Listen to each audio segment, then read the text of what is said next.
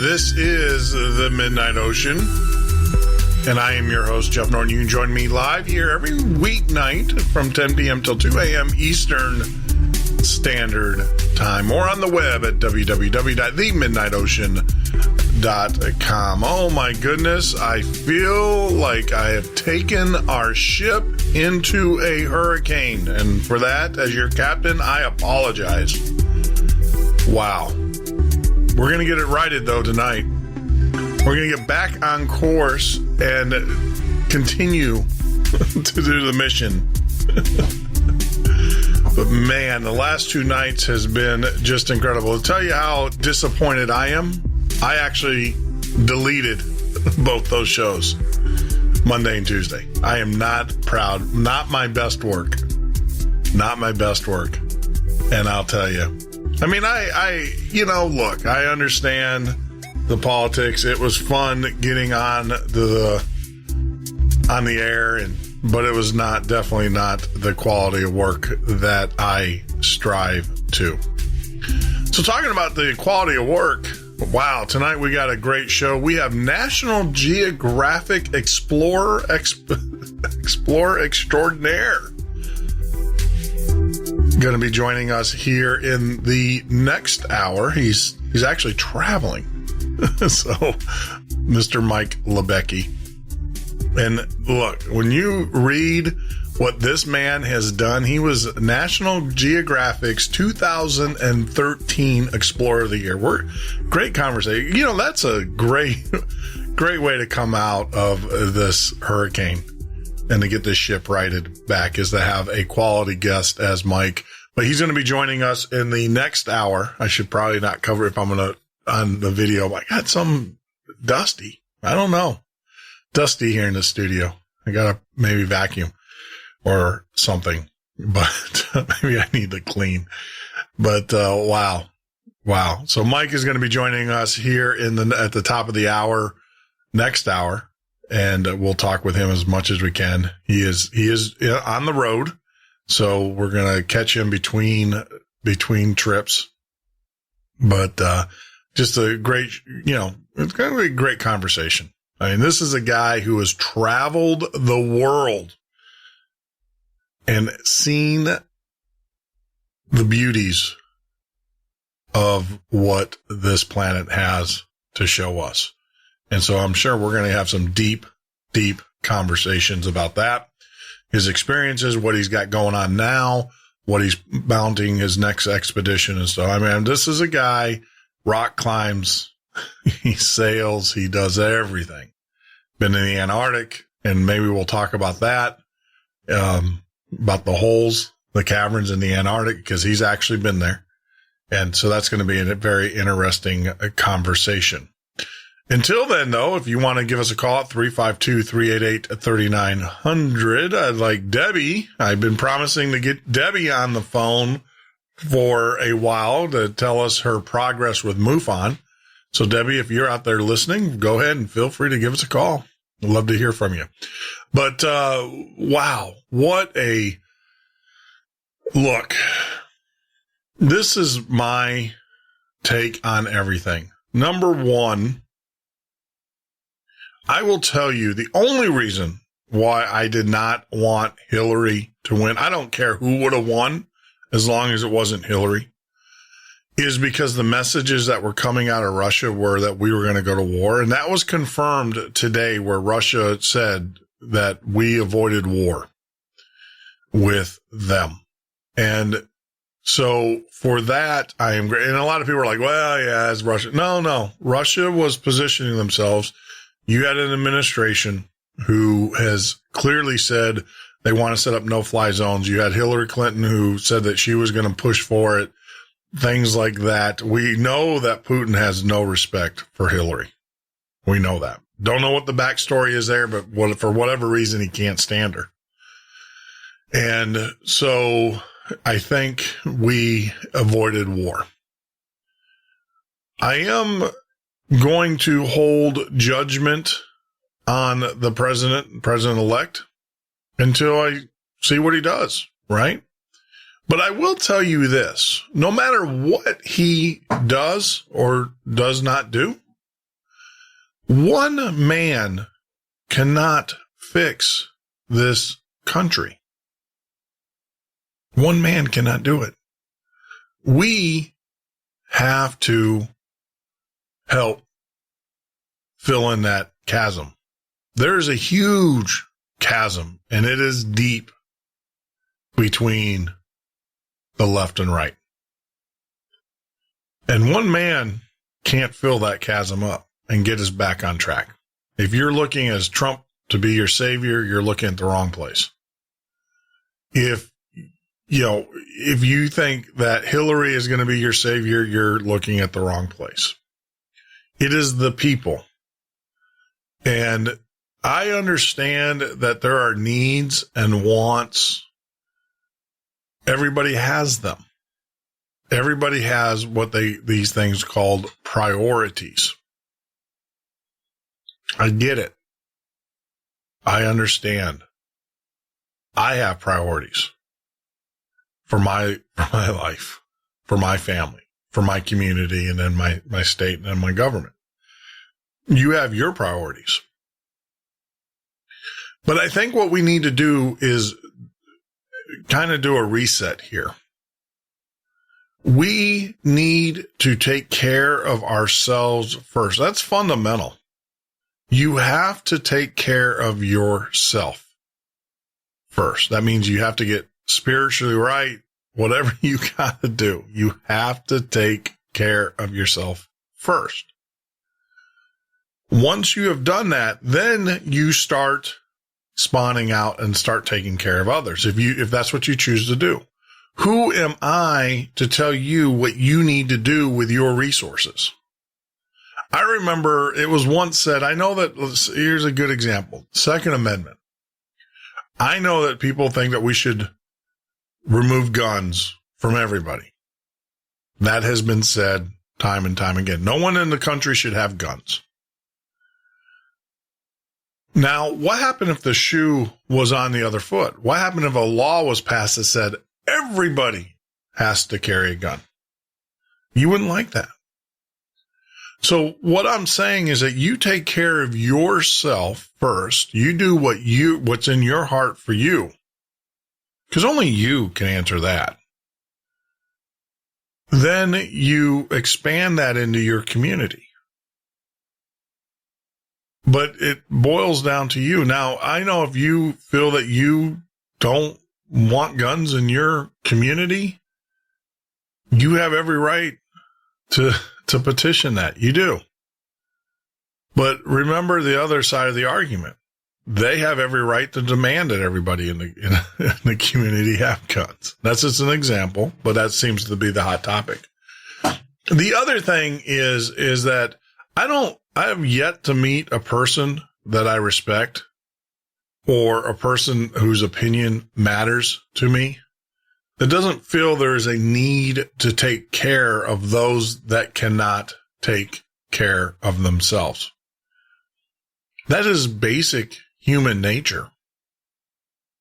But part of taking care of, this is my belief system, might not be yours, but part of taking care of people is the old religious proverb, you can either teach a man to fish or you can feed him fish.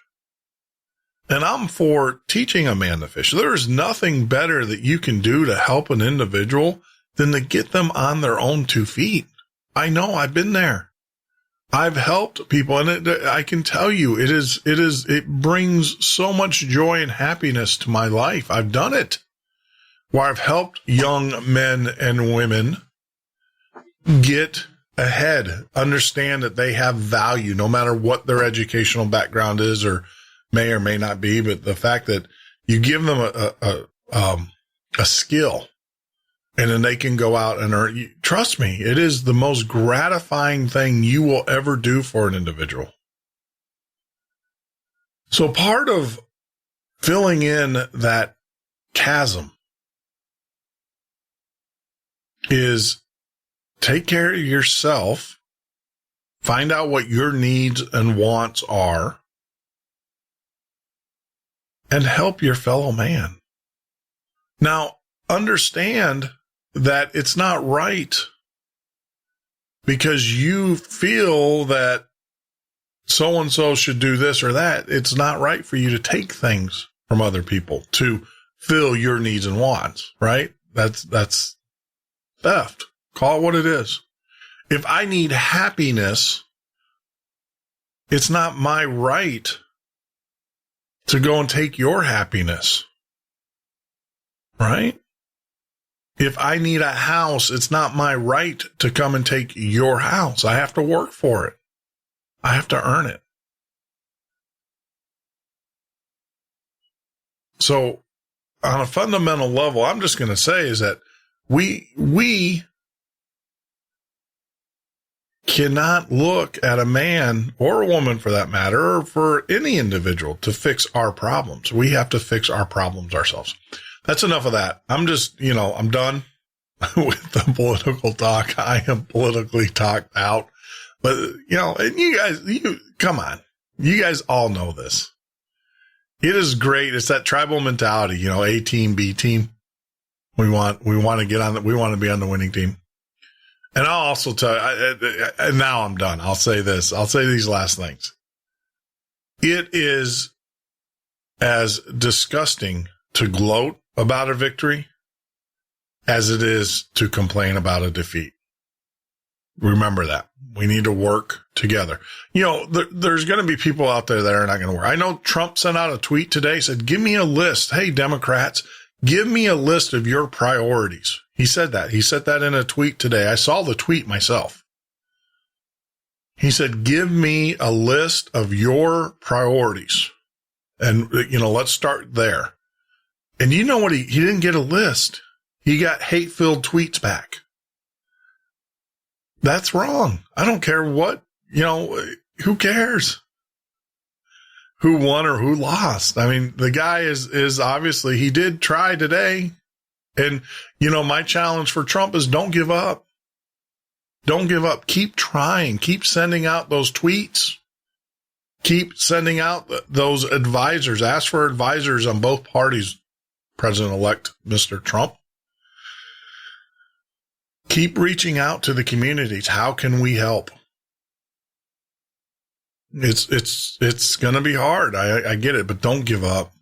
Don't give up. And, everybody who supports Trump, keep sending him that message. Don't give up. Keep reaching out. Keep reaching out to people. They agree or disagree with you. Keep reaching out. Now, there's some things that have to happen. There's some laws. You got to drain the swamp. We all know, no matter what belief system you come from, politics is corrupt in America. Drain the swamp. Drain the swamp. All right.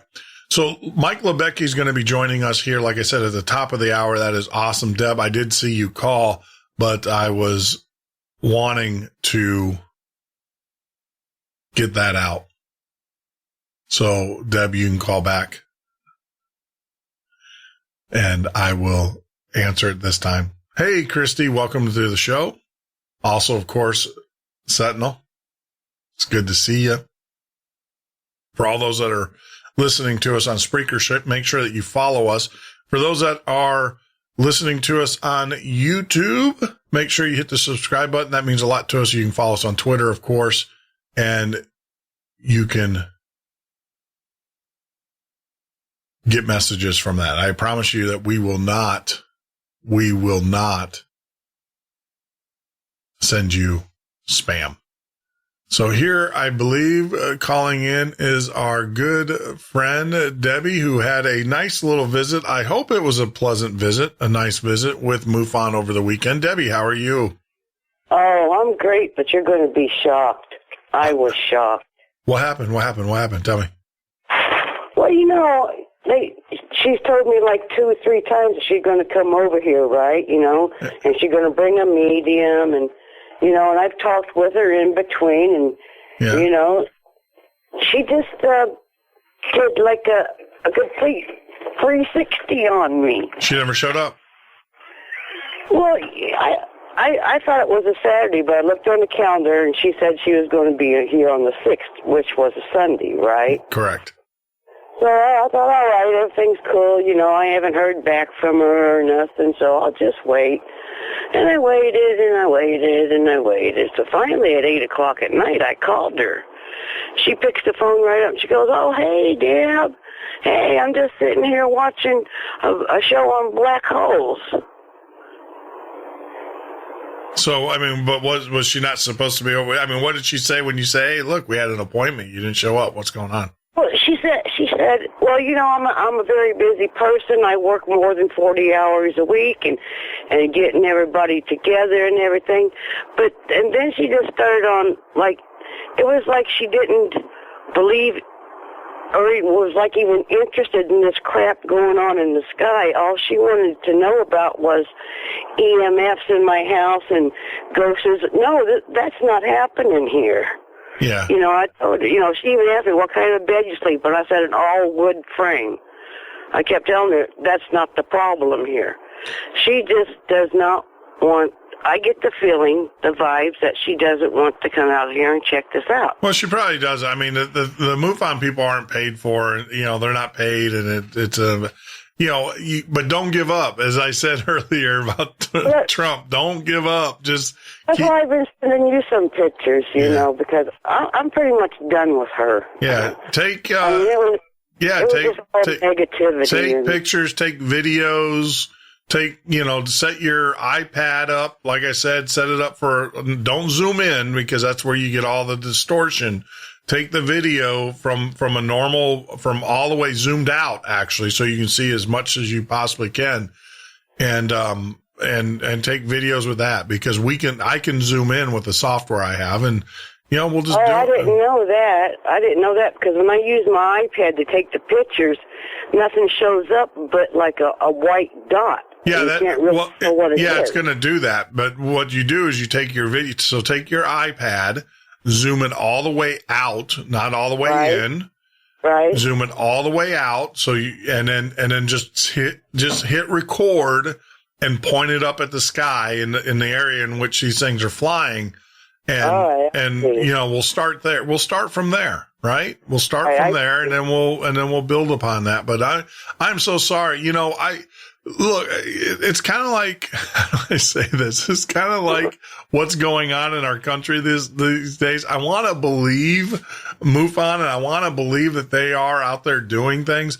But, I can't chastise one organization, a whole organization, because of one individual. All people not the same. You know, it just might be this one particular person. But don't give up. Don't give up. Keep taking those pictures. Keep calling, and doing those things that you're doing, and then eventually someone will pick it up, and someone in your area, in the Seattle area, and if we have listeners in the Seattle area and everything, you want to help Deb try to reach this or find out what the heck's going on, reach out to me and I'll put you in contact with Debbie, and maybe we can come at it from a different organization or maybe a different angle. I don't know. So, what's your opinion on that one I sent you with the blue sky and that kind of piece of a rainbow?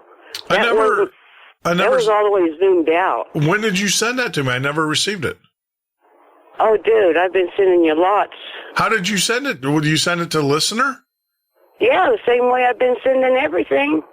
Yeah, it's I snapped it. I couldn't believe what I was seeing, and I caught it just before it started to fade. It was a blue sky scene with 4 pics, and then I sent you a pic that had it was a complete cloudy day, and there was just one circular patch of blue.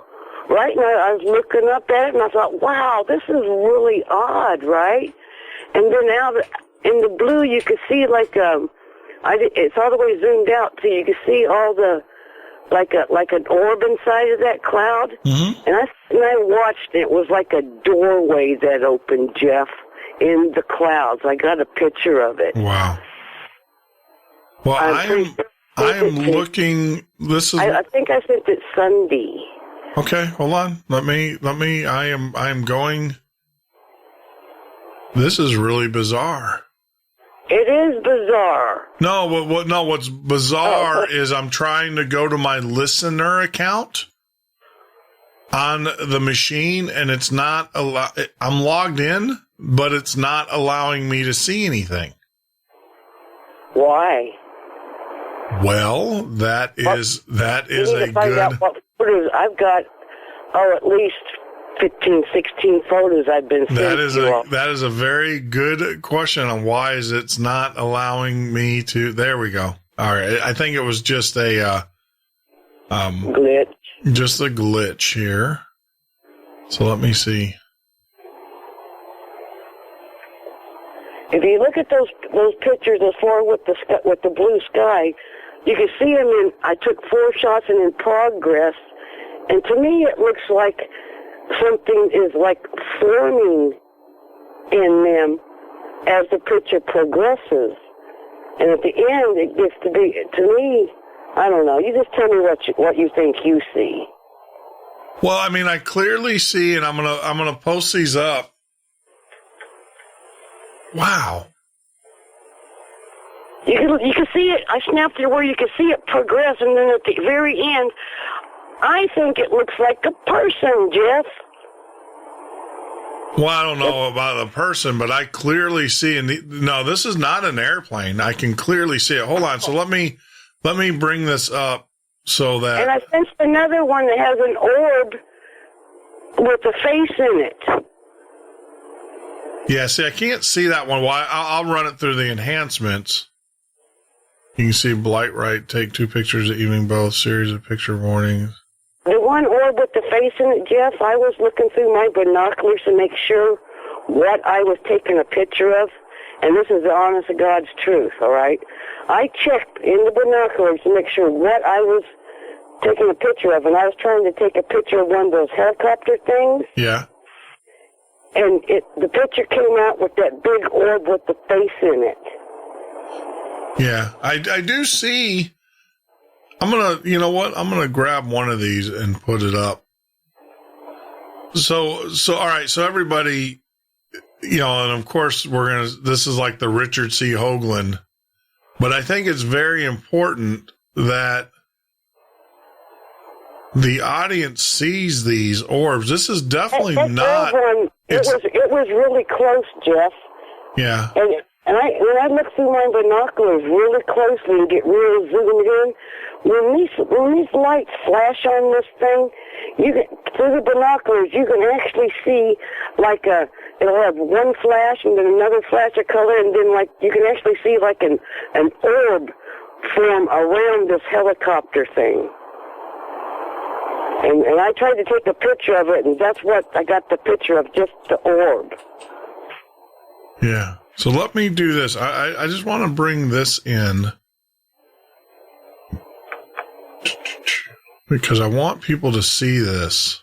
And I don't know why nobody else is seeing this crap. It's here. Yeah, I don't doubt you. I mean, I can clearly see something. The problem is like you said, it is so dark that it's so dark where you're at. Right. I got all these big trees around me. So here we go, ladies and gentlemen. I just put it up there on, this is the clearest one that I've got. Now I'll run it through some analyzing and some contrast. So what, see the orb, but then there's one where I'm showing the one where the house where you have the orb, and then back behind it, it looks like you have a streak or something behind it. Right. And in one of those pictures, you got to look real close, but that orange orb that is always here every night, in one of those pictures, you could see it. You have to enlarge the picture really large, and then you could see the orange dot. Sure. Yeah, that thing's here every night, Jeff. No, I know, and that's what the thing is. I clearly, and I see all the pictures you sent me, and they're from different nights, and they're different in the same general location, but that is really bizarre. So let's do this, Deb. We're going to take a break. We have 30 minutes before our guest comes on, so hang in there, and when we get back from the break, we'll talk a little bit more. And I'll start to get feedback from some of the people in the chat room. But you're listening to the Midnight Ocean radio show and podcast. I am your host, Jeff Norton, and I just want to say, wow, this is bizarre. As we talk with I would say Debbie is our UFO. I don't want to call her Lynn Molnau. We have Five Eagles does that kind of stuff, but Debbie is our UFO spotter. And it doesn't take her that long to find them. She just steps out on her back porch at night, every night. It's almost like clockwork. Debbie, you gotta sell tickets. We'll be back in a minute. Numerous incidents in which dogs have shown an almost human sensitivity. More startling than these, however, is the strange and tragic story of a dog, Hamlet, whose awareness, whose perception proved to be nothing less than superhuman.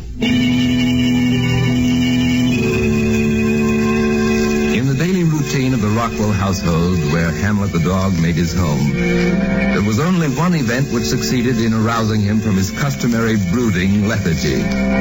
That was young Ruth Rockwell's return home from the city college each afternoon. And so, on that fatal evening in November of 1929, when Ruth came into the house with a strange, preoccupied expression and an unnatural glint in her eyes, Hamlet jumped up from his favorite spot before the fireplace and came bounding toward her. But the girl ignored him this time and walked straight upstairs to her room. When she had removed her coat, she sat down at her desk and began to write. And I know it will be a terrible blow to you, and you will grieve for me. But even though I am dead, don't think that you will never hear from me again. Every night, at exactly 9 o'clock, I will try to come back to you. A few miles away at the Curtis airfield, a young flight instructor was warming up his plane, preparing to take off. He was to give Ruth Rockwell her first lesson in night flying. And at length she appeared and took her place behind the dual controls.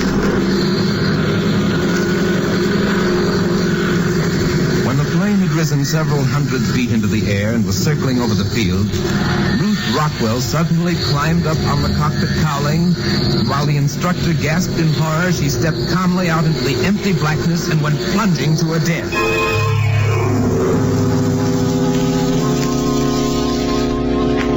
It was early the following morning when her grief-stricken father found the note lying on the pillow. With tears streaming down his cheeks, he read it aloud to her mother, and then he folded it and put it away.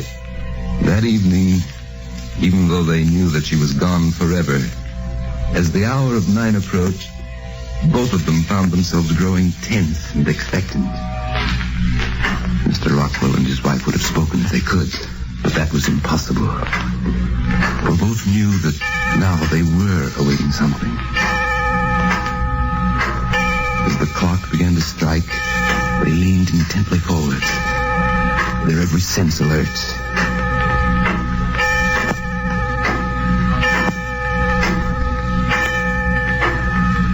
9 strokes, and it was then, at that very moment, that the dog Hamlet jumped suddenly to his feet, bounded toward the door, barking wildly, his tail wagging, exactly as if he were greeting someone who had just entered. He's never done that before, except when Ruth walked into this room. From that night on, throughout the weeks and months that followed, the same remarkable thing occurred.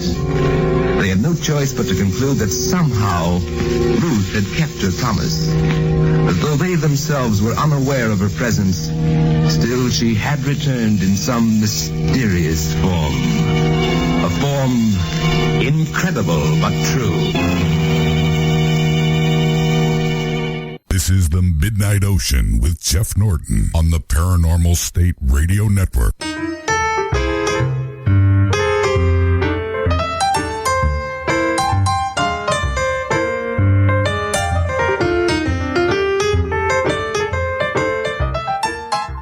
This is the Midnight Ocean with Jeff Norton on the Paranormal State Radio Network.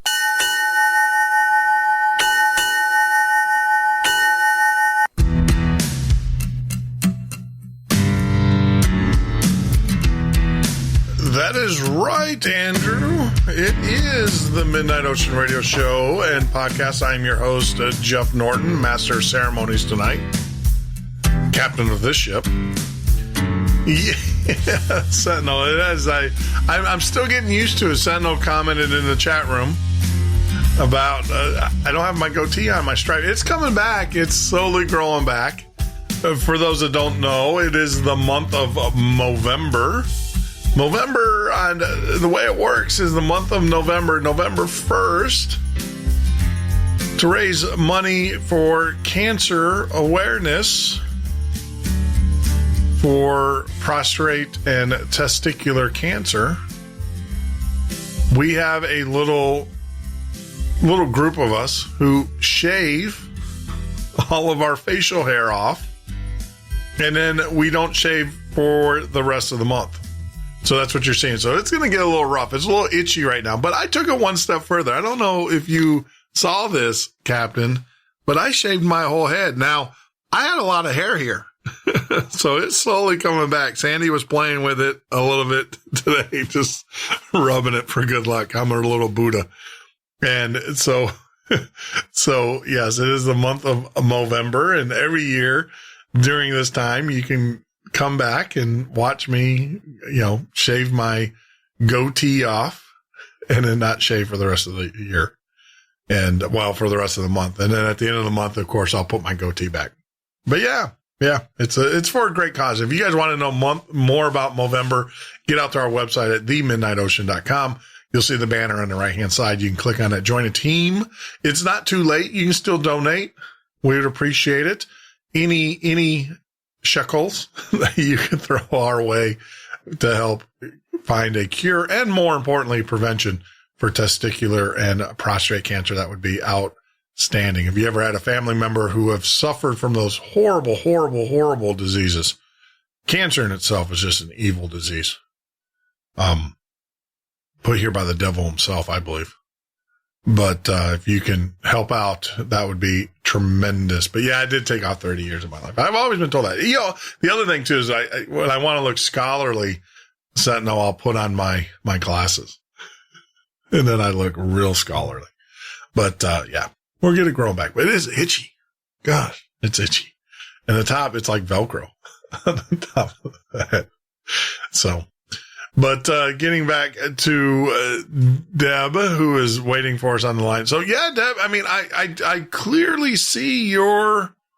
I just sent you another one. Yeah? When you look at it, You're going to see three things, but the things on the left-hand side is just a reflection off the rain gutter. But that white dot is what is just always here.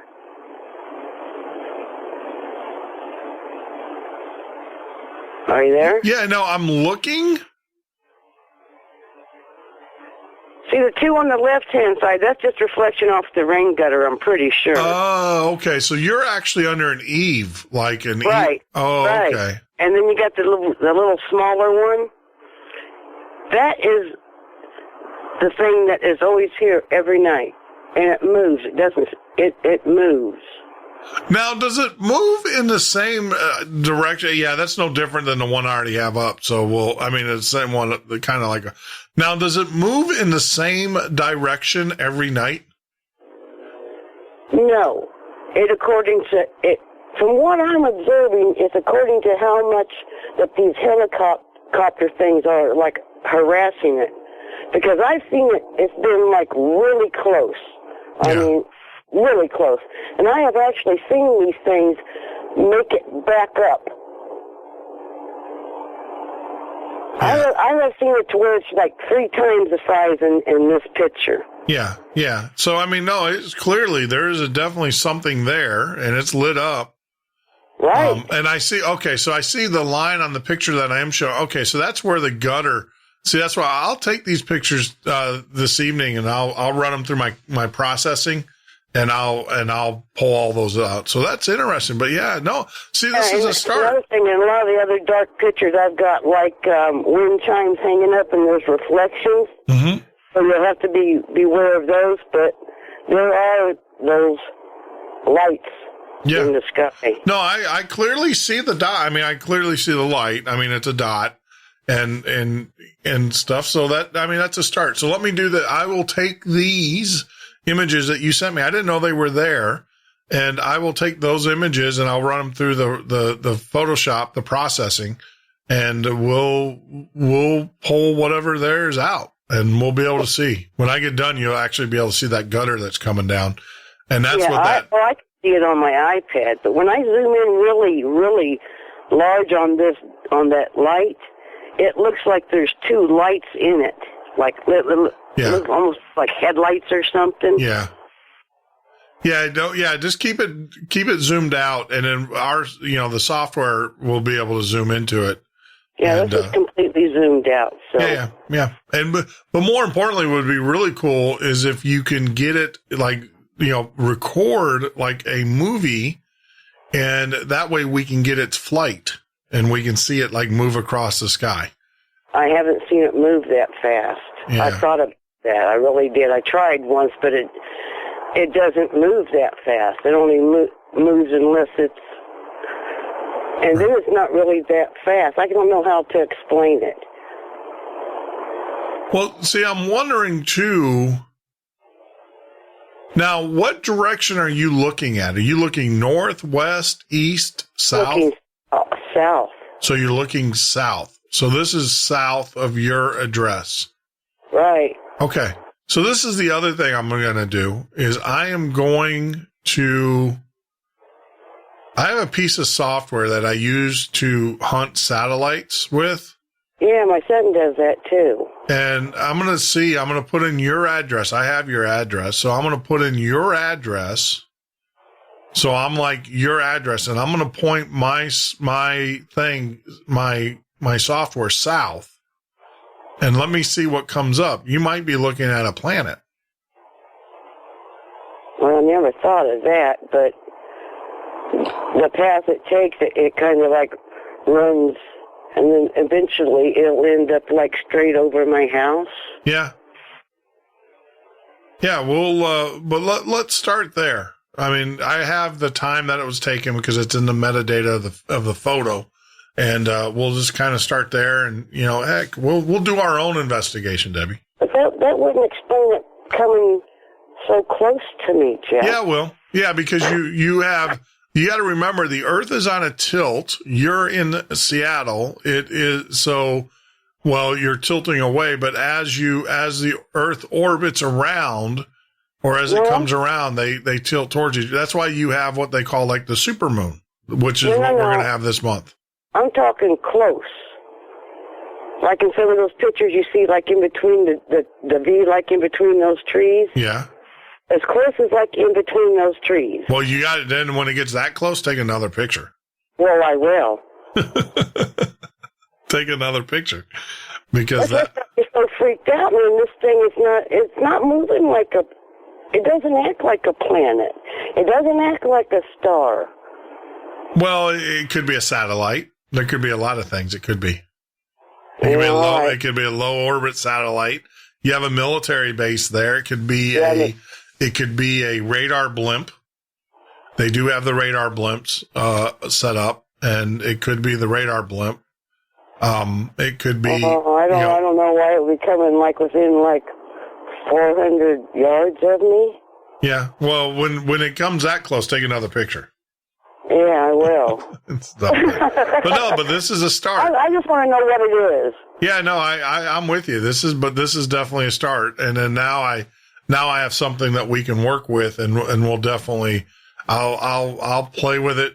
I'll get to the imagery and do some contract stuff, and maybe we can pull an image out that you can't see there, cool. And stuff. So we'll try it out. We'll do. All right. But I can't.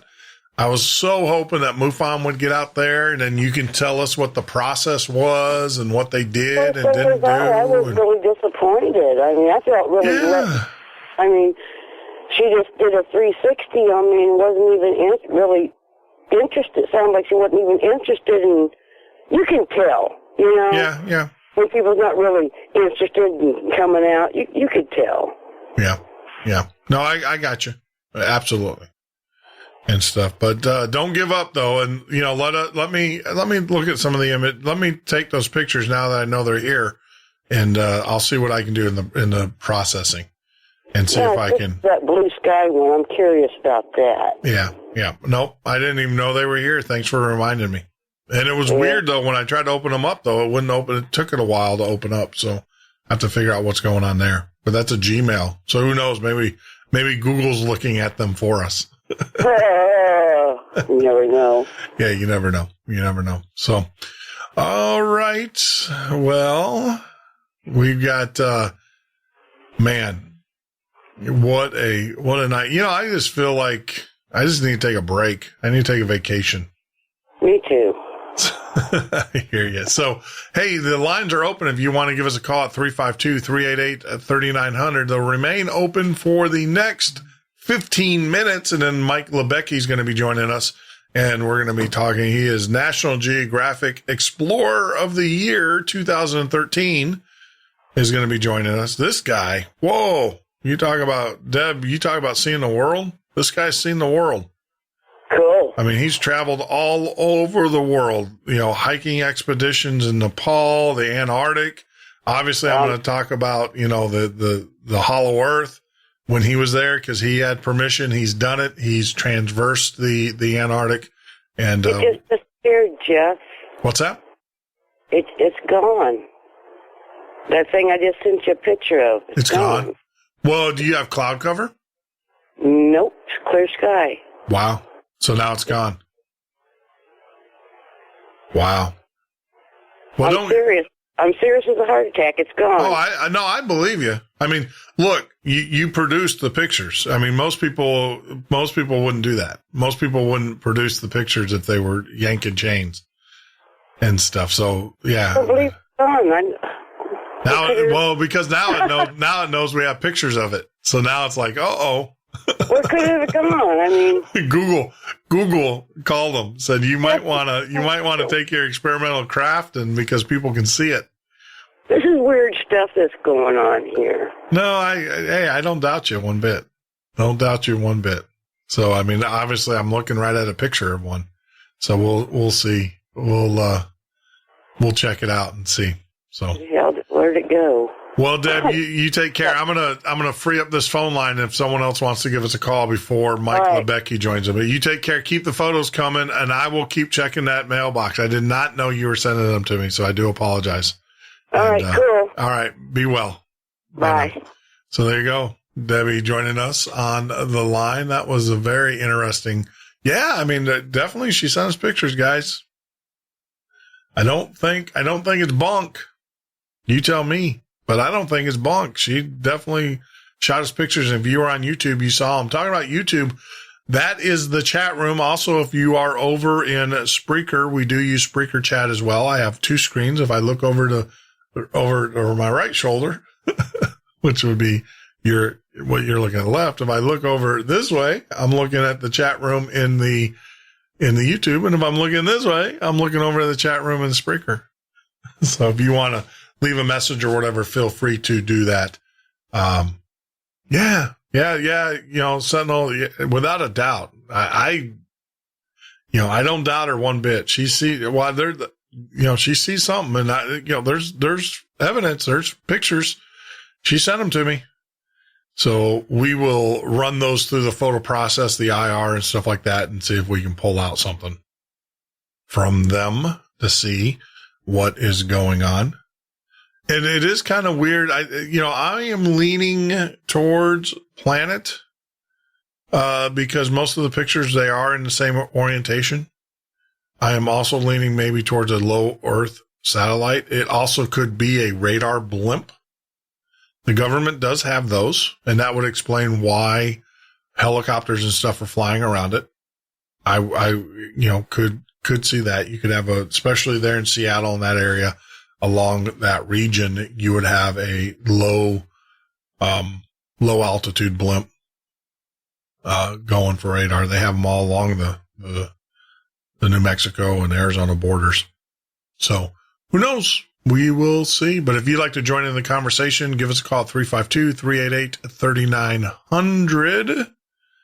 That is 352-388-3900. It is open topic for the next 15 minutes. Feel free to. Wow. So Sentinel saying that there is a Chopper 7, CBS Chopper 7-4 shot down right now in Seattle. Breaking news. Trump protests going on, also choppers all over right now in Seattle. Yeah. Yeah, this has been going on long before that. But, if that is in the direction of Seattle based upon it could just be choppers, like you said, just flying patrol and hovering. They do that. Helicopters do kind of, they put them up like autopilot and just hover them there and just wait and stuff. So, wow. So that Sentinel saying that there is. Okay, so Debbie's saying no. That is bizarre. Well, we'll get to the bottom of it if we have to. And so, these protests are just, I don't know. I understand people are angry, but tearing up your neighborhood and destroying other people's property is definitely not the way. We have a process.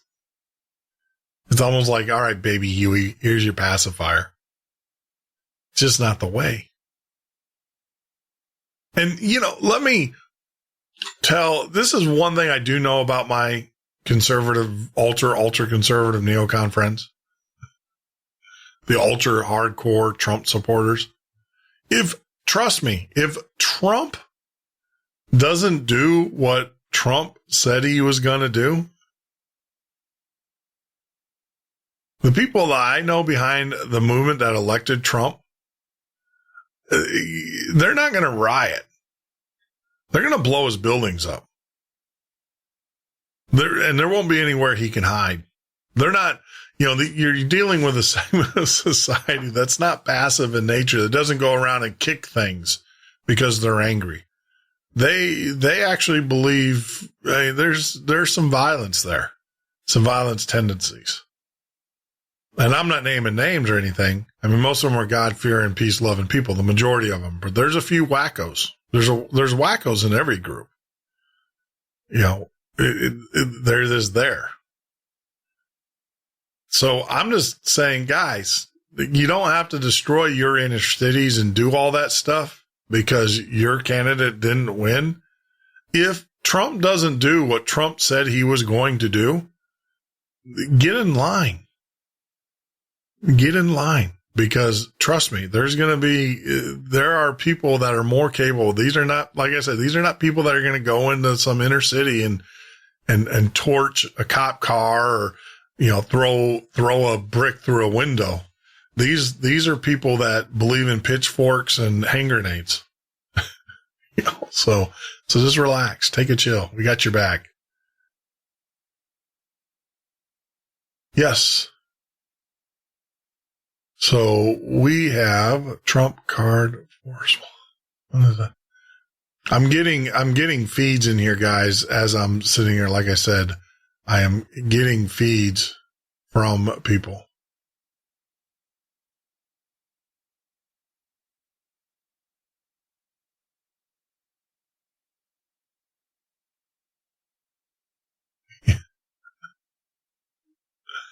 At any time, any place, our snipers can drop you. Have a nice day.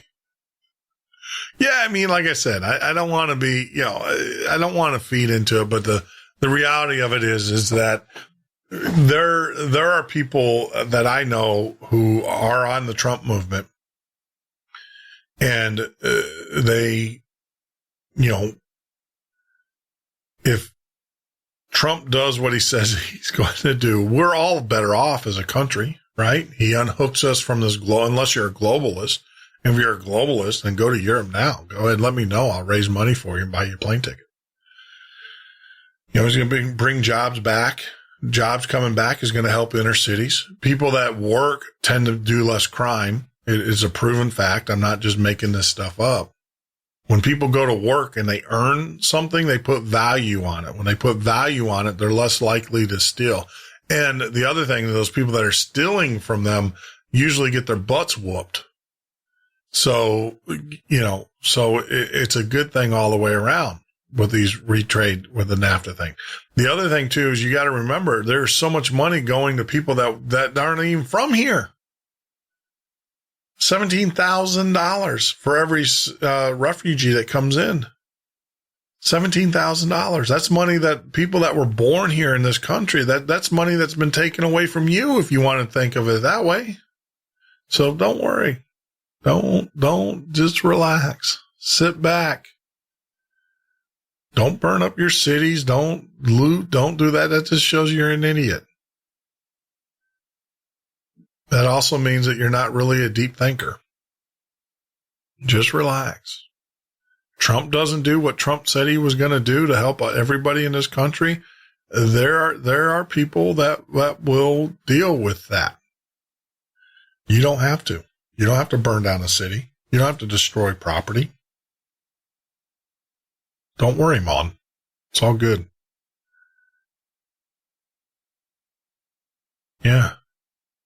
The biggest thing you got to worry about is that it is not by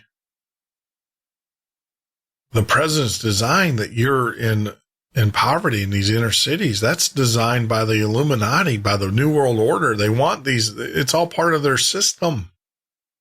They want to keep you down. They want to keep you in debt.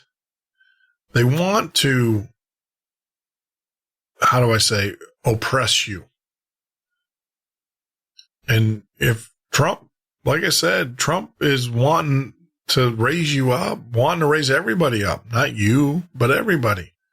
He wants to bring jobs back. He wants to bring back middle class America. Think how wonderful it would be that when you can get out of high school with a high school education, you can get a job to support your family instead of working 2 or 3 jobs and, making minimum wage. You can actually get a job in a factory making good money. There is a reason why Detroit, Motor City, USA was a great city, because they had great Americans, middle class people.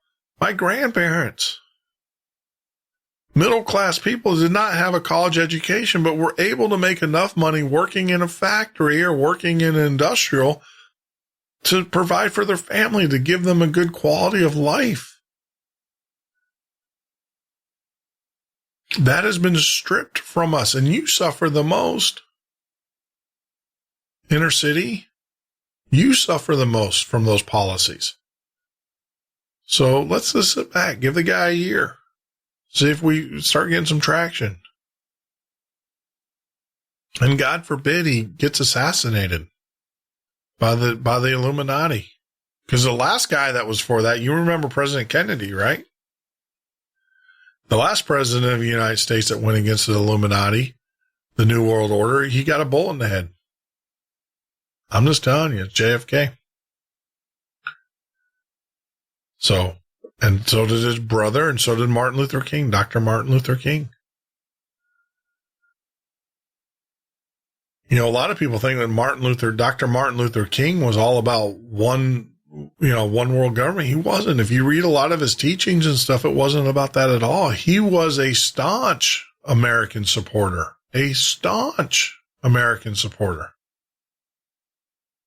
It was when he started to talk against the Vietnam War when he awoke, but he was a patriot. That's the legacy and the history that you're not taught about, Dr. King. That's why I view him as a hero. He was a patriot. And then when he started to wake up and see the New World Order for what it was, that's when he got assassinated. And they're going to try to say it was a racial thing. And it might have been. They probably got a racist to pull the trigger. Well, I know they did. But the reality is that it still served the purpose of the New World Order, and the Illuminati.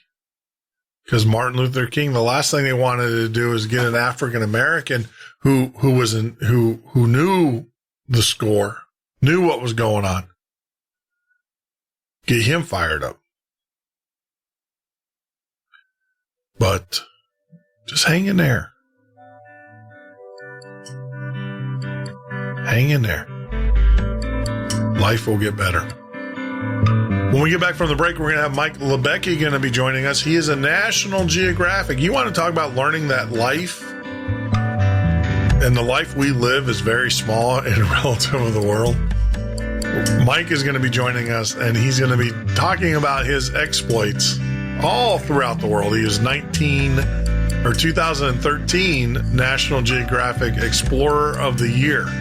Wow. What an honor to be able to talk with him. And we will be talking to him in about 5 more minutes. Hang in there. We'll be back. We think of the pioneers and trailblazers of the Old West as rugged and realistic men who would be not in the least concerned with such things as the meaning of visions and dreams. But out of California, during the colorful days when the wild scramble for gold was on, comes an authentic story of one such pioneer who was apparently unlike the rest. His name was Captain George Yount, and he was a man who believed in dreams. It was in November of the year 1852 that Captain Yount accompanied old Henry Horn on a hunting trip. They sat one morning around the campfire that blazed outside their tent. What's on your mind, George? Oh, I wish I knew, Henry. Just a kind of feeling. Your bows are telling you there's snow in there. We was going to be up there in the mountains tonight. Might be something to worry about, but down here... Henry, wait a minute. Snow and mountains, that's it. I dreamed about snow and mountains last night. It's coming back to me now, Henry. They were trapped up there in the Little Nell Pass. They were snowbound, a party of immigrants. There was 8 of them. No, 9 including the young lad. Just a boy he was, and he was crying. I saw the pass as clear as I ever seen anything. And Captain Yount did proceed to describe the mountain pass, just as he had seen it in his dream. You darn fool, George. Oh, you darn fool. No wonder you seen that pass so clear. It's the Carson Valley Pass. You didn't make it up in your dream. You just remembered it, that's all. I wouldn't know, Henry. You see, I've never been there.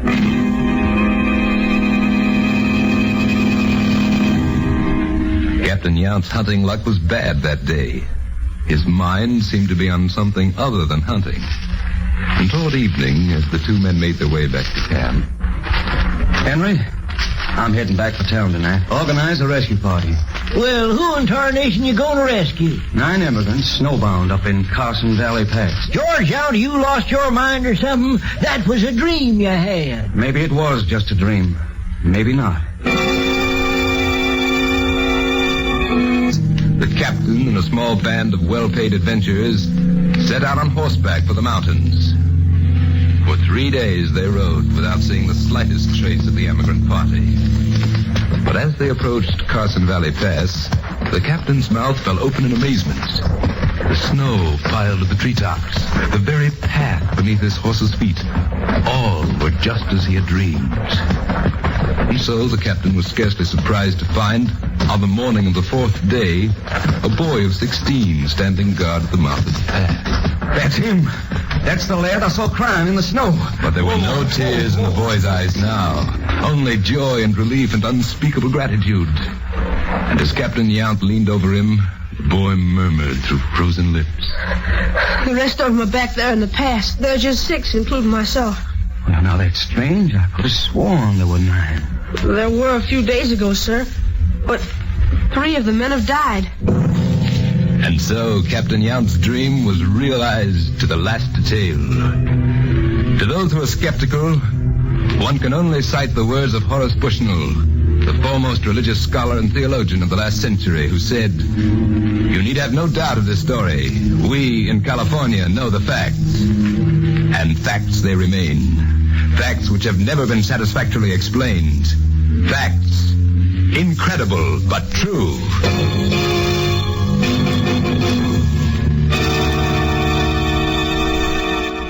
This is the Midnight Ocean with Jeff Norton on the Paranormal State Radio Network.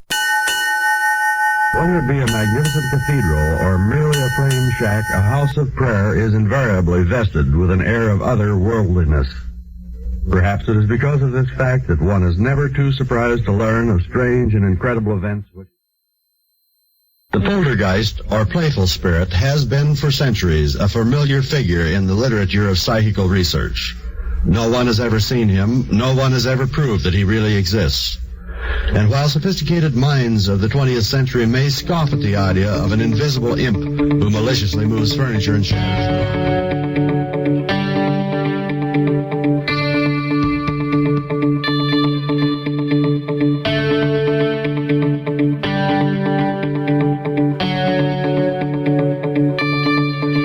This is the Midnight Ocean with Jeff Norton on the Paranormal State Radio Network.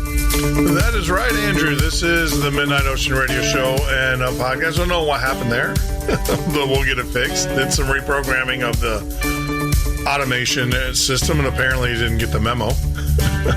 Stuff. We'll get that one fixed. I do apologize. But you know what? This is kind of an appropriate music, especially for what we got going on next. Our guest, who's going to be joining us here in a few minutes, Mike Libecki. I'll tell you, this song, this ought to be his theme song. Well, I'm sure he's got a theme song. Everybody's got a theme song. What's yours?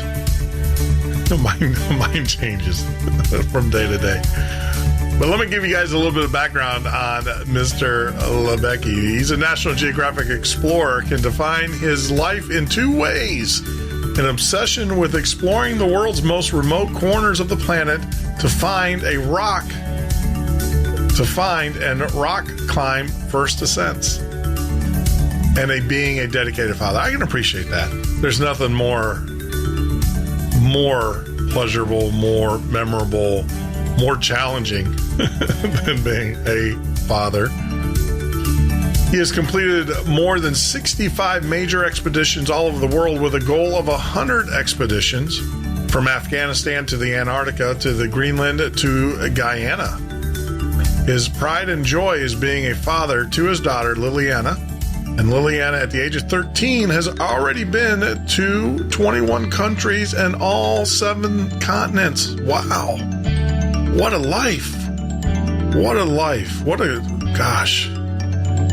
At the age of 13, including a ski expedition to Antarctica, ascents of Kilimanjaro in Africa, and a 150-mile trek through the Himalaya of Nepal. So without further haste, let's bring on our very special guest, dedicated father, incredible father of the year, father of the, I don't know. Gosh, Mike. Wow. Does your daughter, does she even realize how fortunate she is? Well, I'm sure she does. I'm sure she does. Well, yeah. Hey, how's it going there? Hey, Mike. I was reading that. I'm like going, I thought I was fortunate when my dad moved us every 3 years in the military. We were in the Air Force, so we got to move every 3 years. But man, take your daughter. Well, I've been diagnosed with what's called OECD, and that's Obsessive Expedition Climbing Disorder. And, I have a passion for traveling the world and going to beautiful places in the wild. And if I can pass on that, passion and education of travel and adventure to my daughter, then I'll be very happy. And it seems to be working out. So yeah, no, that's incredible. I'm glad that there are still some parents who believe in that, and still do that. It's just amazing. I mean, it's most parents, they think taking their kids to Disney World. And it is. I mean, Disney World can be an adventure in itself, but hey, to each their own. Yeah. If you're getting out, having fun, and creating laughter and humor and joy, and having fun in life, to each their own for sure. Yeah, no, absolutely. And unfortunately, like myself, is that you learn. We spend so many years of our lives trying to climb that corporate ladder or get ahead and stuff, and then your kids are all my girls are grown.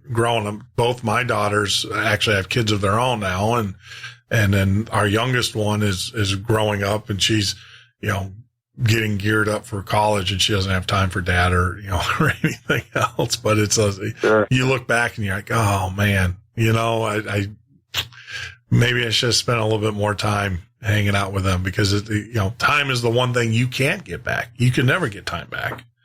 It's gone. It's gone. Well, no, I mean, it's impossible. I mean, because the time is right now. Yep. And that's really what it's about. The time is now, and that's the way it goes. And there's really no excuse for not getting out and doing what you want to do, Yeah. Unfortunately, like I said, I learned that lesson is that, the world is there for us to enjoy. We need to get out there and enjoy it and see it. And unfortunately, like I said, well, not unfortunately, I'm grateful, because there's some people, even in my position in life, who still stay in their small little town and don't get out there and see it. So yeah. Wow. Yeah. Well, that's the beauty of each person's personal passion, personal enthusiasm. And you just have to ask the question, I think, every single day, of why ration passion. If you have a passion for something, you got to go get it, Yeah. Well, mine is radio, believe it or not. That's my passion. It's radio. I did what it's funny you say. I try not to, I've been criticized. I don't want to make this is all about you and stuff, but yeah, I mean, I had the bug. I had the climbing bug for many years, and I've done my share of outdoor. Yeah, I did I did Smith Rock out in Oregon. I climbed that, and, beautiful. And I did, of course, I did the Appalachian Trail. That was my backpacking days. And, there's about 5 years of my life. Special, yeah. 5 years of my life where I just spent out in the woods. I think 2 years solid lived in a tent for 2 years. So. Hey, that's pretty sweet, man. I mean, that's what my favorite home is, when I'm in a tent for a couple months at a time. So those are special times, Yeah. It's the most memorable. It really, really is. I mean, it's just, at that time too, I was working with kids. It was a wilderness program, for youthful offenders, we will say.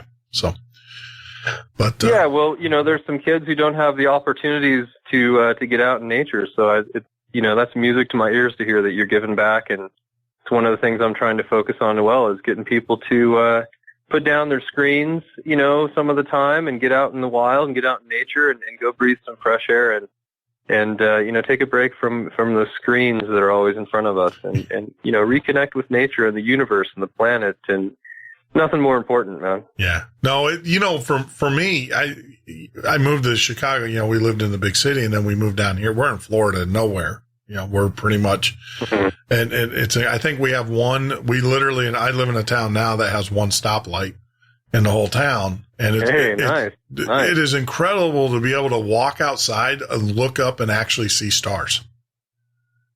So if you got a town with one stoplight and you want to go out to dinner, how many choices do you got? You got a lot of choices, but they're about 34 miles in each direction.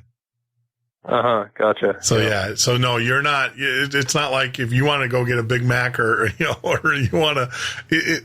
It's a hike. So you have to think about it. You have to plan ahead and stuff. So no, this is a small where we live. What's really nice about this area is that this is a small fishing community.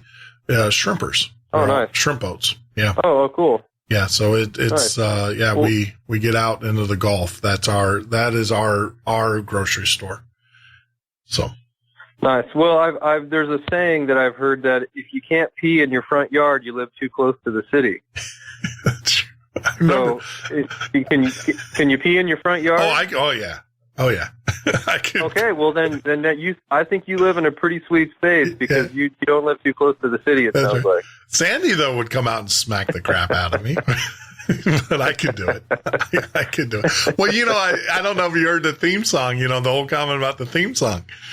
I have different theme songs. I have Eye of the Tiger in the morning when I wake up, and then I have the Streak. So that should tell you something. Is my Sandy. I'm like, well, we don't live in the city anymore. I can walk through the house, one part of the house, the other part of the house looking for a towel. So I don't one thing I've already gathered is it sounds like you eat a lot of shrimp as well. Well, no, unfortunately we don't, because, we're still being impacted. A lot of people don't realize this, but the Gulf is still being impacted by BP. You want to stay away from the shrimp. It's sad. Oh, wow. Most of the shrimp that's harvested in this area is harvested for bait, as bait for fishing. Okay. Yeah, okay. You don't for no human consumption. Yeah, you really want to stay away from it because of all of the the dispersants that they put. They're finding out now that we have a flesh-eating disease here in the Gulf. They pretty much ruined. BP destroyed the Gulf, but they're finding out. I'm glad that you're sharing this because I had no idea. This should still be in the news of the devastation and the desecration. Yeah, it's horrible. It's tragic. I will tell you that. All right, so they don't want to tell you this because tourism is huge in this area, right, along the Gulf and stuff. But you can look up flesh-eating disease, Gulf of Mexico tourists or whatever you want. Google it. Do your own research. And they're finding out that what it is there's a type of bacteria that they used two types of dispersants in the to do the BP. They used one which was a chemical dispersant, and then they used a biological dispersant that was supposed to eat the oil, right? Well, these tar balls now that come up, when they take them, they tell you now, do not touch the tar balls because they are full of the bacteria, the flesh-eating bacteria. And that's what happens. You get a lot of tourists that come down here. They see these tar balls, these little black balls on the thing. They look like BBs and a little bit bigger in size. And they're curious. They're like, what? They don't know what these things are. And then they pick them up and they hold them or they do whatever. And that has the flesh eating. So what the theory, and they're still, you're not going to hear the truth, but a lot of locals are saying that that's that dispersant, that biological dispersant that's turned into this flesh-eating bacteria now. And, that's horrible. True. That's truly sinister. What the hell, man? Yeah, it's horrible. That's insane. It's horrible. It's like, I'm sort of speechless with that kind of desecration and just sickness of the humans just, it's horrible, man. Well, there's an oil here. This will make you really sick. There's an oil slick at the bottom of the Gulf that is the size of New York City, and it is as thick. They're saying in some areas it's over 3 yards thick. Wow. So basically take New York City. So 9 feet, right? 9 feet, 3 yards. So take 9 feet of oil and just take the whole, not New York City, but the state of New York, not New York City, the state of New York, and cover it with 9 feet of oil. That's how much oil is sitting at the bottom of the Gulf. And this is really interesting that media is not talking about it. It's absolute bullshit. This is just cover up from desecration of the sinister humans. Just now I got to get something out here. if I drop an F-bomb, you going to cut me off here? Because sometimes this happens. No, you're all good, man. Don't worry about it. All right, yeah, because, this kind of stuff, you start talking about the desecration of the earth, and it kind of starts fucking pissing me off, you know? Oh. And it's just that, it's just, I can't even believe this is it's a tough one to talk about. Well, especially a guy like you, who travels, who sees it, and we'll get into that a little bit later. But yeah, here, you'll still get arrested. If you're a journalist, the reason why you don't hear about it, there's journalists that are getting arrested for reporting this stuff. They'll go out you still can't go out to the rig. You can't get within 2 miles of the rig, in a boat. Wow. They won't let you out there. They'll stop you. The Coast Guard will stop you, or the private, G4, their little, mercenary teams. And, look it up, Google it. It's incredible. There are videos of people being arrested when they were cleaning up the oil spill, where people were getting sick. The people that were in charge of cleaning up, they had their people out there, shoveling up all the oil. The people that were shoveling up the oil were passing out and falling over, and they were taking videos of it. And the people that were taking the videos got arrested. Yeah, you just don't talk about it. The thing that's horrible is I'm not surprised. It's just corporate mayhem bullshit. Just, desecration of the planet and covering it up. And how do these humans live with themselves? Like, I don't even understand it. Well, I'm sure with the result of everything recently that Trump's team will be out there to clean everything up in no time. Yeah, tongue in cheek.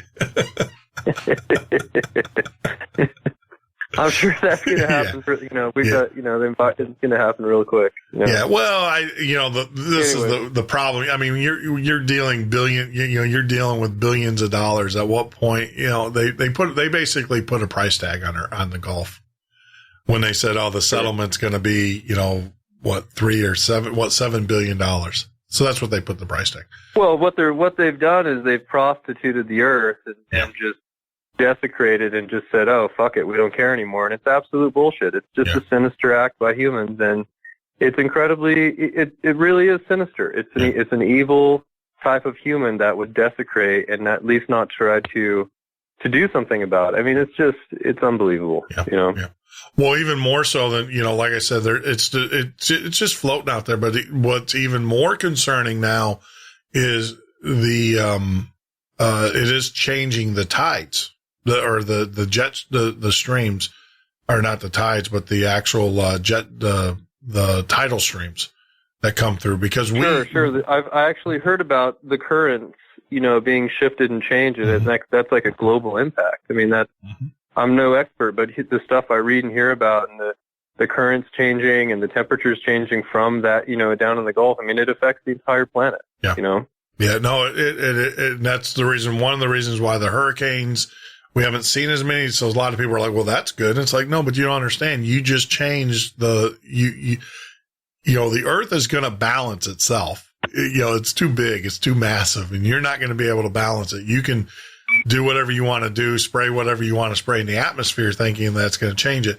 But once the earth decides it's going to want to seek balance, and that's just the law of physics. And they did, they adjusted the Gulf Stream. And I have fishermen that have made a living off of species that run the Gulf Stream during certain times of years and stuff. And they're out of business. They said that they haven't been able. None of the tarpon are coming up like they used to, and because they would come into the stream and then they would go back out, and they're like, no, it's destroyed a lot of lives here, but. Most of the shrimp that you eat and most of the shrimp that is eaten in the United States is actually obtained through Mexico down further, towards the Mexico side, because basically the currents, they get the clean water, right? And then by the time it comes to Florida, we get the crap water. So it's, it runs. Well, and you talked about that shrimp being used for bait. Regardless, that is a chain of chemical and deformation and stuff. That's just ridiculous. It's still going to humans somehow, into the planet and to the system, and it's ridiculous. And you talked about the Earth balancing itself out. Really, I think the only way the Earth is going to balance itself out is if it swallows up all the humans and gets rid of them.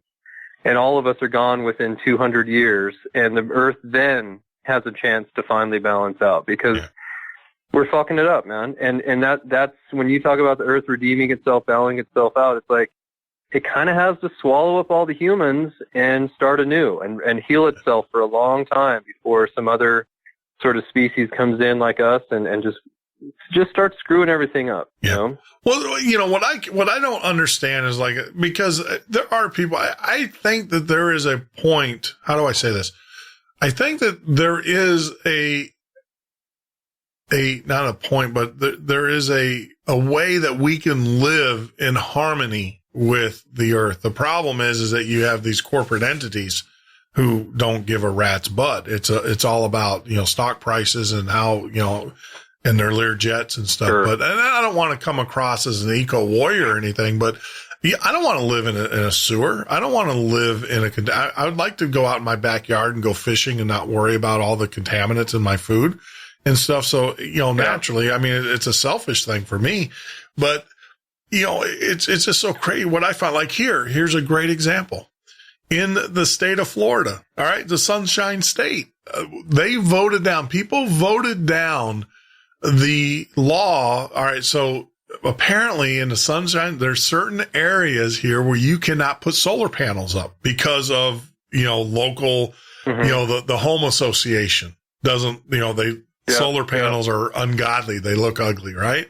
So you can't put those, on their house. So they tried to pass a law here in the Sunshine State that says, look, if you want to have solar panels, you can put solar panels up.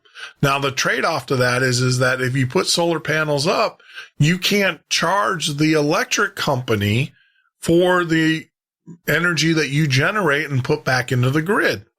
I think that's fair. I mean, it's not the electric company's fault. Well, I've heard also that in Florida, there's also something about that you can't live off the grid in a tiny home. You can't. That's right. Live out. Well, people, and it's like, what, do we really have freedom? Is there really freedom in this land to do whatever the hell you want when you're not hurting anyone else? I mean, it's absolutely ridiculous. Well, you're absolutely right. And that was and people voted it down though. People were like, no. So now, you can't. Yeah, in the state of Florida, you cannot live in a house that does not have water provided to it. That's the way it is. So any municipality that you have has to have running water ran to it.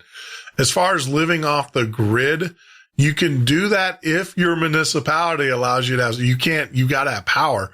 Is the way they look at it. But your municipality has to provide it to you in some communities. You say people voted it down. No, the corporate, assholes voted it down because there's no profits coming in for them when it's like that. Well, they had ridiculous. That's what happens. They had I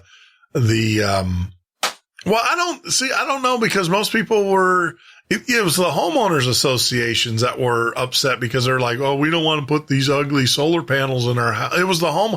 So this was going to be in the Constitution says, look, no one can deny you from putting up a solar panel. That was basically the law, or that was going to be the law, that you can never be denied. If you want to put up a solar panel and everything, you can put up a solar panel. That was the law, and people voted it down.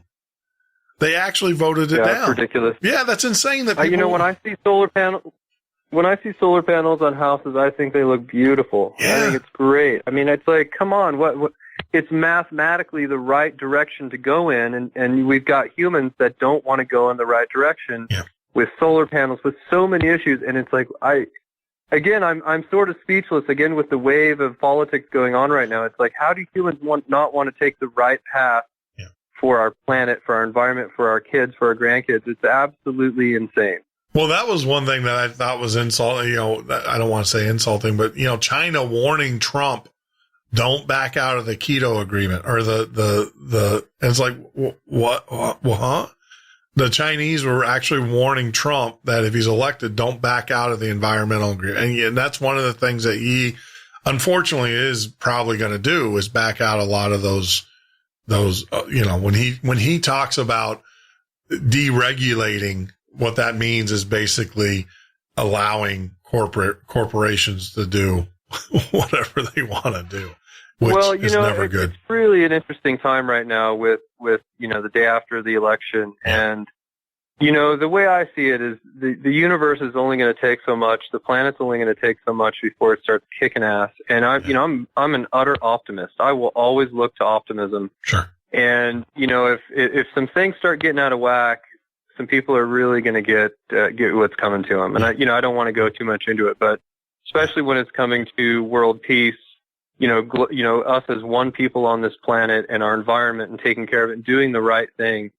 If some powers that be do not do the right thing, people are going to push back and shit's going to go down. And so, I'm really interested to see what goes on here in the next year. Yeah. It's kind of like what they said yesterday. I want Trump to be successful, right? It's in our best interest. It's in everybody's best interest. Successful on the things that are good for the planet. Well, yeah. People, But see, but you're right. I mean, let's define that. I mean, you're right. I mean, what good is putting people back to work, but yet we're all choking. I mean, I saw pictures the other day. I saw a mashup or whatever on Google, the 10 most polluted cities in the world, and they had in India. It was horrible. I mean, India, I thought for sure I was going to see China and stuff like that. India is and we'll talk about that because you've been there, you've seen it firsthand, and I want to get your firsthand on the ground experience. India is insane. Yeah.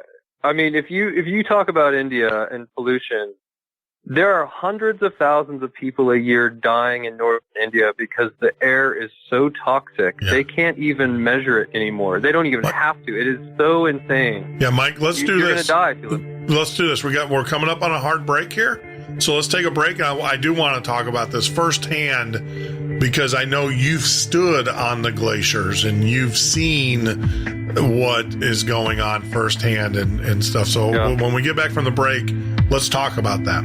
So we are talking with our very special guest, Mike Libecki. He is the 2013 National Geographic Explorer of the Year. This man has seen it all. Well, I think there's more for him to see, actually. He's not quite done. And we'll talk about that when we get back from our break. Hang in there, and we'll be back in a few. Of all the secrets that lie buried with the dead, none is more challenging, none more tantalizing than the secret which the woman named Tofana took with her to the grave. To no one in her own time did she reveal it, and no one since has been able to find the key to it.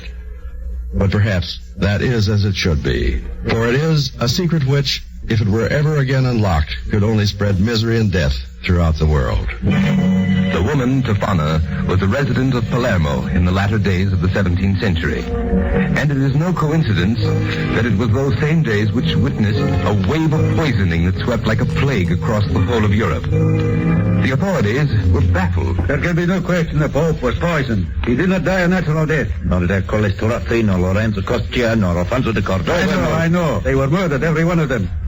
We've examined their food, their wine, everything they took into their bodies for 24 hours before their death. We've never come upon a single trace of it anywhere. Not once did they discover any remnants of the substance that had caused death. And then, on the 10th day of August of that year, a man named Francesco Orsini, a poet and a philosopher, came to them in a state of great agitation. Gentlemen, you must save me. What is this paper you have? It was asleep under my door this morning. Let me see. Oh, Francesco Orsini, prepare yourself. At 4 o'clock on the afternoon of August 12th, you will die. They are going to poison me. Fortunately, they have forewarned us, so we can prevent. How? For the next 2 days, my dear Orsini, you will drink neither water nor wine, and you will eat no food whatsoever. And on the afternoon of the 12th, you will lock yourself in your study. One of my men will be with you to guard you. It will be absolutely impossible. For 2 whole days, Francesco Orsini fasted. And at the appointed time, he was locked in his house under armed guard. I was in the room with him when it happened. Before I could send for help, he was dead. It was not until months later that the woman, Tafana, was brought into the torture chambers to be questioned. They had reason to believe that she knew more than she admitted, and they had ways of extracting knowledge. Yes, I will confess. You are, I believe, a brewer of poisons by profession? When men want the poison, they come to me. What do you call this concoction you brew for them? It's called aquatofana. Why have we never been able to find traces of it? Because you look for them too late. If you wanted to see the poison that killed the Pope in April, you would have to examine his wine in December. In other words, the action of the poison is delayed 5 months? 5 months, or 5 weeks, or 5 hours. Whatever is desired. And how is it possible? What is the secret of this time potion? You can kill me if you like. What are the secret of my time potion lies with me? Yes, this was the Aqua Tofana, the potion that had caused the death of no less than 600 men. A poison which could be so compounded as to cause death at any desired time after it had been administered. This was the secret which Tofana would not surrender even to those who tortured her. The secret which died with her. A secret incredible but true. This is the Midnight Ocean with Jeff Norton on the Paranormal State Radio Network.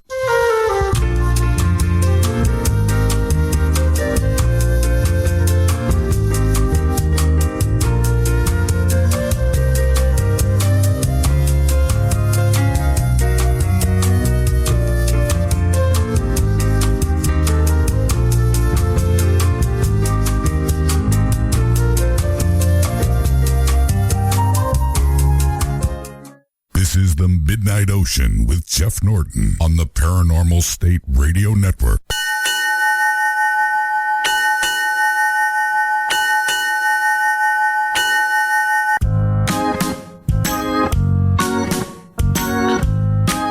That is right, Andrew. This is the Midnight Ocean Radio Show and a podcast. I am your host, Jeff Norton. You can join me here live every weeknight from 10 p.m. till 2 a.m. Eastern Standard Time or on the web at www.themidnightocean.com. If you're watching us on YouTube for the first time, make sure that you hit that subscribe button. That would mean a lot to us. And, of course, you can follow us on Twitter. I promise you we will not spam you. That's at the MN Ocean, at the MN Ocean.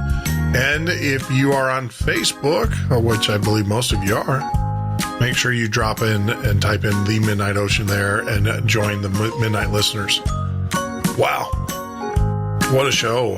All heck is breaking loose in Seattle. Hang in there, people. Stop being fools. Stop being idiots. Apparently 2 have been shot and are in critical condition in the hospital. Our prayers go out for them. It's just, I don't know. Why are we so destructive to each other?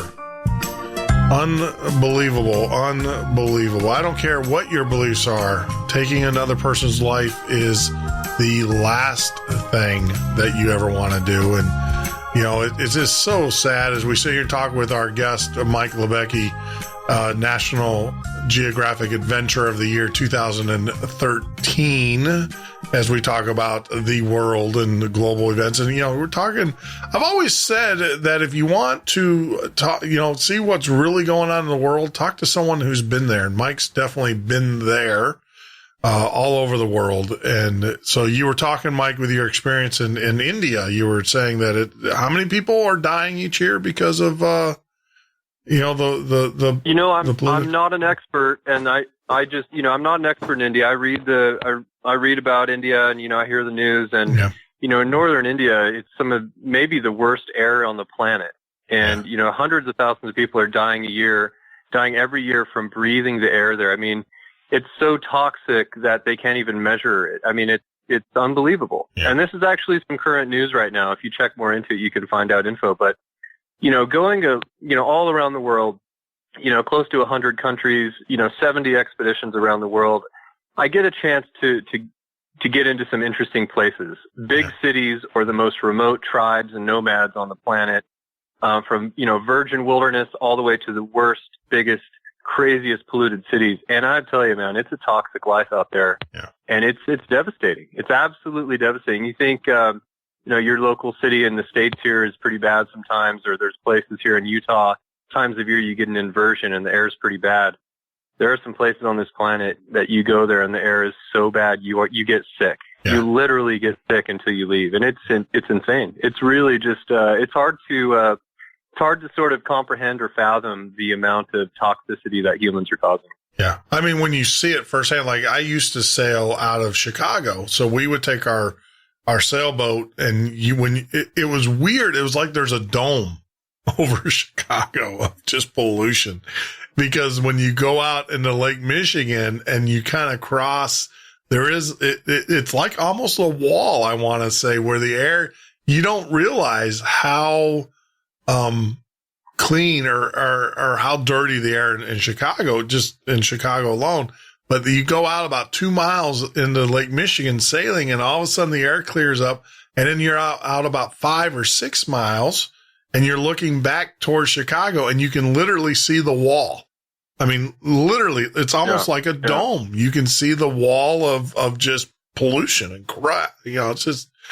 Well, and it is a wall. It's a wall of pollution. You're right. That is such a great terminology. Here in Utah, we get this inversion effect in the city.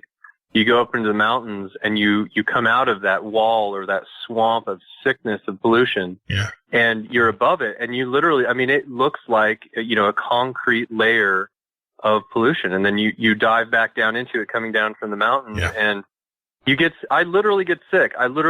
You're breathing that. I mean, it's very real. And I think a lot of people sort of displace or they don't face that, but it is absolutely real. We're breathing toxic insanity that humans are just spewing. And, I don't want to be a hypocrite. I drive a car and I drive on, I fly in planes all over the world. It's a global human problem. And it's, it's pretty perplexing. Yeah. Yeah. Well, we're, Sandy and I are committed. We've talked about it. I mean, we're going through a professional change, obviously going from being professionals into doing radio. So there's some changes there. But we're committed that next year or the year after, we will definitely have a roof full of solar panels, to get off the grid. I mean, we're already digging our well and stuff. We we have an ordinance where you can't dig a well. I don't care though. They don't have to know it's here, even though I just said it on the radio. Well, solar is definitely efficient. I mean, I sort of live off the grid, a few to several months a year when I'm on expeditions out in remote places. And, when we're out there, we bring solar panels and we're, 100% consistent on energy and electricity because of the solar without even struggling. The technology is so efficient and so dialed that taking out a few solar panels into the field, you can be on the grid all day. You have lights, you can run your computers, your cameras, your batteries. It's absolutely incredibly efficient. And, so big shout out to, Tesla and Elon Musk, big people thinking about big ideas that are real. They're not just these pipe dreams. They're actually real, coming to fruition, and a change for our next generation to think differently and to really focus on, making a difference in this planet. Yeah. I mean, I can't wait. The battery packs are coming out. I think next month they'll be out. And then, Elon just did a demonstration where they have the tiles now, the ceramic solar tower. Yeah, and people are going to push back on it when they should be embracing it and joining together to say, okay, let's roof the world with these solar panels. Yeah, and let's create efficiency. Why not? Yeah, I just don't get it. I don't know about you. I mean, our electric bill runs us $200 a month. Right. I mean, that's what our electric bill here at the house. Yeah. Our electric bill runs about $200 a month. If I had a solar panel, now we have a pool that runs, but we haven't we made sure that we put in I think our pool pump costs us, I think it takes up 74 watts of power, which is pretty hefty. 74 watts. That's a light bulb, 50 watt, 60 watt light bulb. There you go. So we're at 74. That's the most energy. Everything that we buy that's the first thing I look at. Being a boater and living on sailboats and stuff, I understand. I appreciate solar panels, and I do look at those types of things. I mean, I already told Sandy if I could get away with it, I would rewire the whole house in 12 volt and just run a DC. Nice. Just run direct current 12 volt and be done with it, and then be 100% solar and not have to worry about because you lose efficiency when you run it through the inverters and stuff to convert it over. But yeah, we're definitely going to get we sized it out. We need 2 power packs to run our house. We need 2 power packs, and then we'll take up half of our back roof, which faces the west. So we'll catch the setting sun throughout the day. And we can, if we wanted to, we could put panels on the front as well.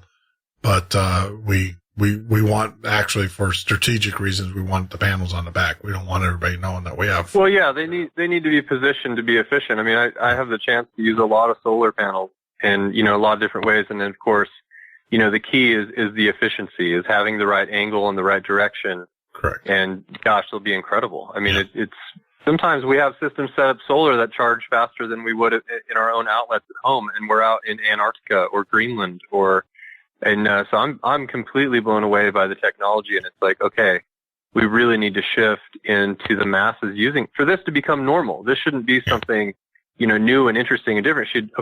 We can make this normal now and make it efficient. Makes sense. Yeah. I mean, we got a quote to do the back of our house to generate, the biggest expense is the battery. So when the battery prices start coming down, and that's why but to put the solar panels up, it's only about $10,000 in additional costs for our solar panels to do it. And, that's with the brakes and all the stuff you get for doing it. But the cost, as you know, is it's the batteries, the storage. That's where you get. Sure. But with Elon, I think he's saying each one of those battery packs are going to be about $3,000 a piece. So.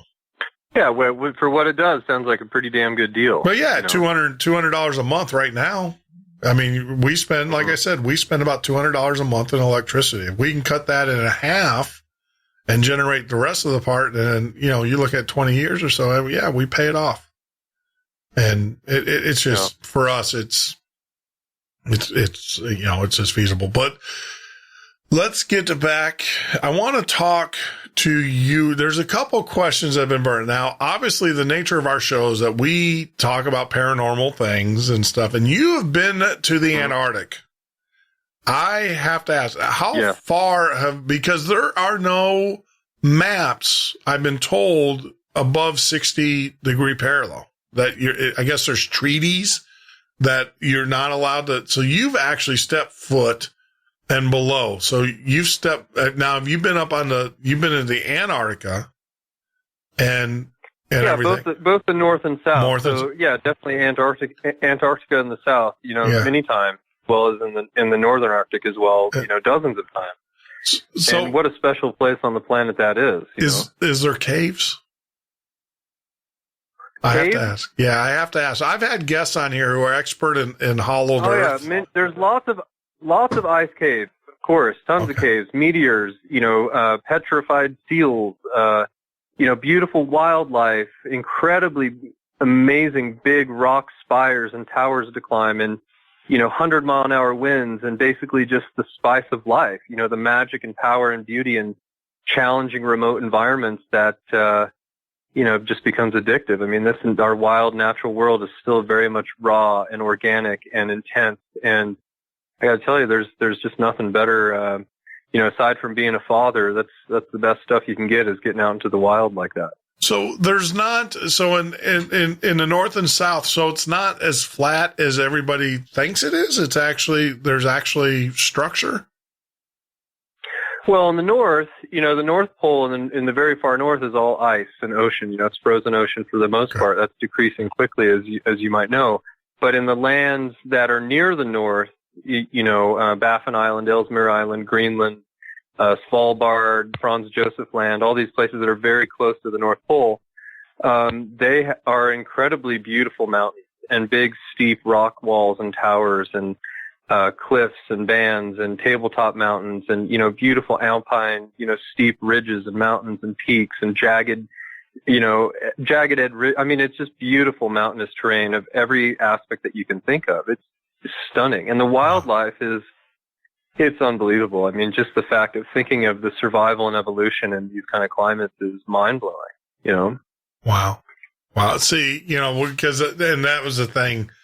Like I said, I had guests on here who are experts in hollow earth theory and everything like that. And they say that, it all starts with, they have to be able to get to Antarctica and the North Pole and be able to start doing their research. And they said that they've never been able to get there because of laws. And so how hard was it for you to transverse these, to be able to get there and do your research? You didn't do your tracking, right?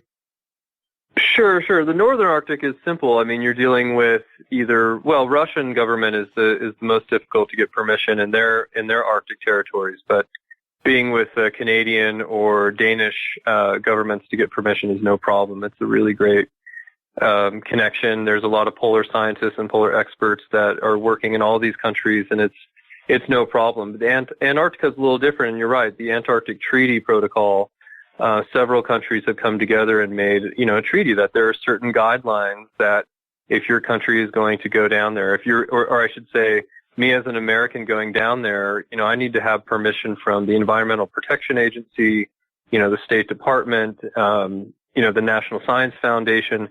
And it's really nice because, if you think about it, Antarctica technically may be sort of our last pristine continent for the most part because no one really permanently lives there. But yeah, there are a lot of restrictions to go down there and make sure that you don't desecrate that environment. And it's actually a really good thing. Okay. So you actually think it's for the protection of the environment. It's not that they have something to hide.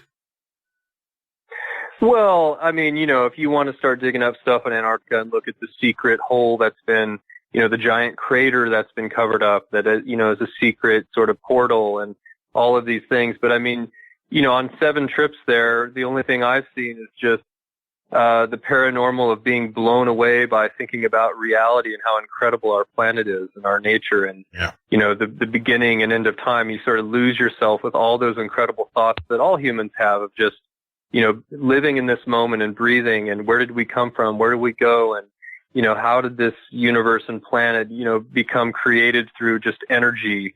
And it's, so aside from all the stuff I think a lot of us think about, yeah, I don't know if there's any secret portals down in Antarctica, though. Hell, man, that'd be pretty sweet. I'd love to find a secret portal. Or whatever you're talking about. It sounds pretty damn good to me. As an explorer, for me, the adventure really doesn't exist without mystery. So I'm out there and I'm finding things and doing things. You don't know what's going to happen next. And, it's really about the mystery. That really drives me to go explore the planet. And gosh, I'd love to come across something that I couldn't explain it. Something that's just incredible, that, literally fantastic, using these words in the literal term and not in everyday use, but awesome experience, mysterious, fantastic experience. That would be incredible. Yeah, and I want to stress that to our listening audience. I mean, you are an explorer. That is your job. That's what you do, and so you're not going to shy away. If there's a portal, or if there's a secret crater or some secret military base, here's what I would you're going to go for it, right? Since we're on the topic of portals and paranormal, and if you know some people, or if there's anyone listening who knows, would you please share this information? So if you know where a portal is, or you have some coordinates of some mysterious things happening, send them my way, and I can easily get the funding to create an expedition to go find this place.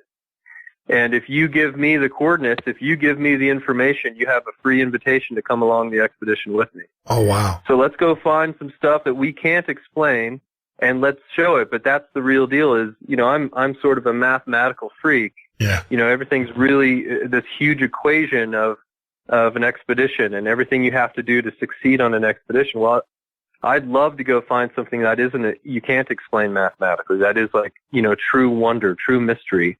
So bring it on. Yeah. Tell me, where are these places? Let's go check them out. Well, I know, we have a guest, and he's actually a pretty good guest, but Brooks Agnew has put together. He actually was working with a group. They were putting together an exploration to look at, because there is and I don't know if you ever experienced it, but in my sailing days and everything, I am aware, but there is a dip within the ocean in which, and it's up there, it's just past the 60th parallel, that it's kind of like the ocean goes down and then comes back up. And he put together an exploration there. He's a engineer by trade. He does solar, big time solar, patented solar engineer. And they had pretty much all the paperwork done. And then the exploration leader that was that was actually leading it passed away. And then of course everything kind of fell apart. So, well, I got to say, my mind is very open. My mind is open to any possibilities, and I've had some really interesting experiences on this planet with some things that would be hard for me to explain emotionally, or, in Russia with people, that I'm around that are sort of proving that the Yeti exists, all kinds of interesting things. Now, Brooks Agnew, from what I understand, he sort of knows some portal or some hole to the hollow center of the earth or something. Is that correct? Well, it's not that he knows of. What it is that he's looked at he's a physicist is his background. And I think he's a doctor. He's a doctor in chemistry, PhD. Mm-hmm. And so he looked at, it's all theory for him. He doesn't know anything. Mm-hmm. He looks at the theory of how the aurora borealis works, the ionosphere, and he said that there's definitely a connection, because there's a measurable connection between the both poles, and so you can't have and I'm not going to speak for him, but in essence, what he's saying is that there is a connection between the North and the South Pole. And there is not a solid iron, the Earth, the magma and stuff. The other thing, too, is that he was saying that the Earth is a lot thicker than and when he uses the hollow Earth thing, he's saying that they're saying that the Earth crust is only 7 miles thick. And he's like, he said, you're looking at 200 to 300 miles. And he's basing it upon science and the way that earthquakes, because when you have earthquakes, obviously the earth will ring, and it's no different than them using the ground penetrating radar. And so his theory is that the earth is what we believe the construction of the earth and the core and the crust is not, or what we've been taught is not true. The science says otherwise, and he's trying, I think he put up about $500,000 or $750,000 to do an expedition, and it blew up. He couldn't. Well, I'm wondering, the thing that I'm wondering about is, okay, it's really interesting. Well, if, good luck to Brooks, but, in the Northern Arctic, it's all ocean up there. So I hope he finds some sort of something. Yep. But again, my mind is open. There are things that we still don't know and still aren't explained. And, gosh, you just never know, that mystery. Yeah. You just never know, Well, his theory up there in the Northern Ocean is that the actual crust is thinner up there, and that's why you get the depression. Because I have read stories and I have heard where you have sailing ships that will sail, back in the day, the sailing ships that were going, they didn't sail in packs. They staged because of pirates and because of other things. And so they would stage them out like a half a day distance, but enough where they can see the top mast, right? And all of a sudden the ship would disappear in the depression. Well, if you're at sea level, as you're at sea level, you're going to see straight, right? It won't dip down and disappear. And so there are, and even the Navy, there's some classification here, and I believe it probably has something to do with sonar and submarines, but even the Navy hints or recognizes that in that area, you have a depression in the earth. The earth, it kind of depresses, and you have this bowl or this trough that. That's very interesting. I'd like to learn more about it. I think it's actually impossible, but I would love to be sold on this sort of theory that, after being in the Arctic dozens of times, never even hearing about this once. And, 60 degrees is below the Arctic Circle. And so, it's not, it's kind of, it must be a very specific place on Earth that has some kind of strange phenomenon with the water, because it sounds sort of unbelievable. I'll put you in touch with Brooks, because I'm sure he'd like to go there. Yeah. I mean, he's a scientist. He's not a expert. He's not like you. So he didn't go there. No, he never. No, he was never able to go. Yeah, let's connect. Let's go. Let's get the funding. Let's go find this. Yeah, place. Let's see what it's all about and prove it. Yeah, he had funding. Apparently they raised funding with the Japanese were behind it, and then all of a sudden, the team lead, the guy like you, the guy that would be the head of the expedition, he's just a scientist, and he has a theory, and he was going to tag along with these guys to prove his theory. What ended up happening is that the lead expedition leader passed away, and I guess the expedition. So I'll put you in touch with Brooks, but it's interesting stuff. I mean, no doubt. Well, yeah, it sounds interesting. Our planet is anywhere on the planet is fairly reasonably simple to get to. You simply get a sailboat and you sail there. You get you do whatever you have to do, and so. It sounds, it's always the crux of the funding and getting that together, but I would love to hear more about Brooks, and I guarantee it's anywhere on the planet, any single spot on the planet is not that difficult to get to, and it's a matter of having the desire and committing to that desire and that enthusiasm, just going. And so it's pretty simple. So Brooks, I hope to hear from you and hear where this is, and let's go check it out. I'll hook you guys up. And the other one too is that we have Dr. Ram, who comes on the show quite a bit, who has said that he's been down in the Antarctic and to the Nazi bases and the Nordic and some of the Nordic bases that are down there. So when he was in the military, so I've got a slew of guys, and now I got it's funny because now I got a guy who's been there and who can go there and is willing to go back there. So now there's no excuse. I'll hook you guys all up. It's interesting.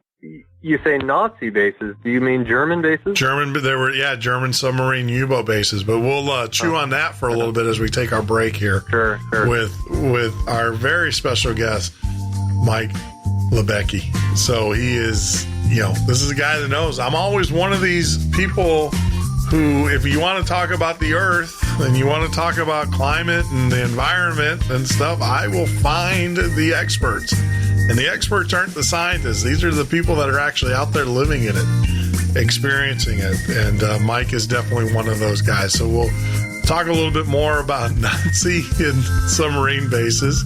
And also we'll get back to some of the climate change that we were talking about earlier. This is the Midnight Ocean with Jeff Norton on the Paranormal State Radio Network.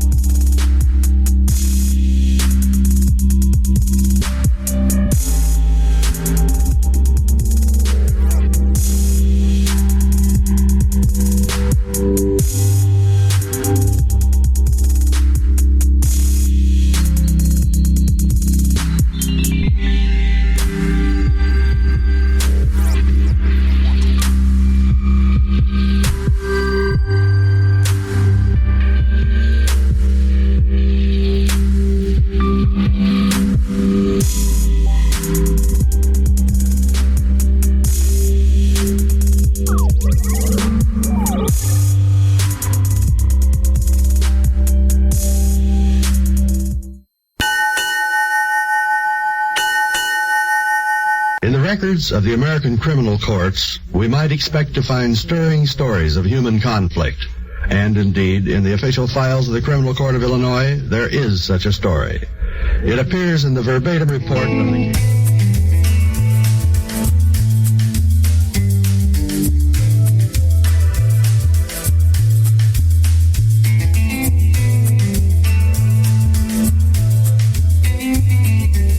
This is the Midnight Ocean with Jeff Norton on the Paranormal State Radio Network. That is right, Andrew. It is the Midnight Ocean radio show and podcast. Having a little glitches here. We'll get through it, though.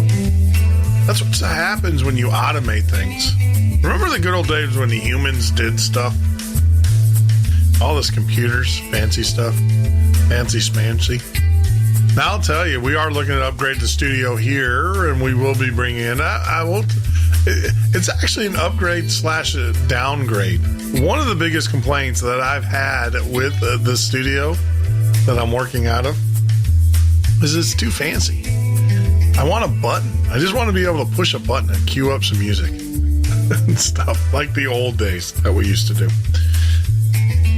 For those that are joining us on YouTube, you guys see the big old banner there. It's the month of Movember. For you that are listening to us via radio or through the podcast, I will tell you that the month of Movember is the month of Male Cancer Awareness Month. And what we do, a group of us get together every November 1st. We shave off all of our beards, our goatees, and in my case, even my hair, to support those with cancer. We don't shave for 30 days. And if I'm telling you guys, if you ever want to grow a beard, see what it looks like, this is, do it tell your wife, tell your girlfriend that it's for Movember. She can't complain. If she does, there's something wrong with her. It's for raise awareness for cancer. And also, more importantly, prevention, which I think is huge. So yes, that is why I don't have a goatee, and that's why I'm missing all my hair. You're watching us on YouTube. Most of you guys didn't know I had hair to begin with because I always wear a baseball cap. But yes, it is gone all the way. Enough of that. Right before we went off the break, we had our very, very special guest who has joined us, Mike Libecki, and we were talking about Nazi bases. You're probably going, what did I get myself into? Like, why am I on this guy's show? This guy's asking me about Nazi bases, polar dips in the ocean. And, no, I just want, like I said, it's not very often that you have the opportunity to speak to someone who's actually been there. Someone can tell you just beyond the hill there's a magic city. And, who's to say that there isn't one if you never traveled to beyond the hill? And so it's nice to have someone that has. Sure. And these traveled. Remote places like Antarctica, if there is a magic city, well, I'm not going to tell you about it. I'm going to keep that pretty secret and go hang out with these, these magic people living out there and not let the humans come in and fuck it all up. You know what I mean? Yeah. So I'm going to protect that magic city and the magical places on this planet and do the best I can do to help protect our planet, and especially get our next generation and other people excited about caring about this planet and standing up for this planet, because it's where we're from and what we need to do. Yeah. Yeah. Well, I mean, we only have one. It's not like you're going to be able to jump off anytime soon. There's no doubt about it. Yeah. Even Elon Musk and those guys are still looking at trying to go to Mars, but there's not much you can do. This is the only one we have. You got to deal with this. And if you have children, if you care about your children, why would you let them, why would you let them inherit a cesspool? And that's what we're doing in essence. I mean, we're just passing on the cesspool to our kids, which is just sick. I mean, I agree with you. I'm with you. Well, if we got to be optimistic, we got to shift gears, and we got to, create communication and a synergistic flow to the next generations and younger people that, eating healthy and eating organic and doing the right things for our planet, and things that are actually should be normal that aren't. And so there's a huge shift that needs to take place. And how are we giving back to our community? How are we, treating our animals? I mean, it's a very frustrating situation, but, there's a lot of amazing people on this planet making that shift and creating the communication and taking the action. And, it comes down to that simple saying, being the change that you want to see. And I think there's a big wake-up call for a lot of people out there with this election. Well, we can spew all we want on social media. We can talk all we want, but until you stand up and personally take some serious action for the things that you want to do, the things that you believe in, caring about our planet, you name it. Yeah. That's really what it's going to take. It goes back. You don't talk the talk. You need to walk the walk. Yeah. Well, obviously, I know you were driving, so you weren't listening to the show. I'm sorry. That's exactly what I said. We got to take care of ourselves first. It starts with us. So what are the things that you're doing? If it's, for me, I hate to say it, and I'm really having a hard time with it because I'm addicted to. I love food. I mean, there's no doubt about it. But I saw some videos last week that were just horribly disturbing, and I don't want to be part of it anymore. And this is the slaughter of animals. And I watch some of these videos that go on in these slaughterhouses, and I can't. So that's the first thing I'm ditching. Is I just don't want to participate in that slaughter. I think that when you slaughter an animal the way the industrial meat system, the industrial food supply system does, all you're doing is you're creating all that negative energy, and then you're going to ingest that into your body, and it's got to affect you. And it's not just slaughter; it's the entire life cycle and generations of these animals that have no quality of life whatsoever. Period. I mean, it's an absolute disgusting situation. I mean, I'm a meat eater. And that doesn't mean I support the industry of insane, sinister, treatment of these animals that are just being raised with chemicals, and they suffer and they're in pain, and then they die for us to eat them. I mean, there is a completely different etiquette of an animal having a healthy, wonderful, free-range life, and then, coming back, that energy coming back and consuming that. I mean, there is, a whole new debate of vegan, vegetarian, or eating meat, but the meat industry is insane. Yeah, I mean, it's absolutely horrific. It's horrific. Yeah.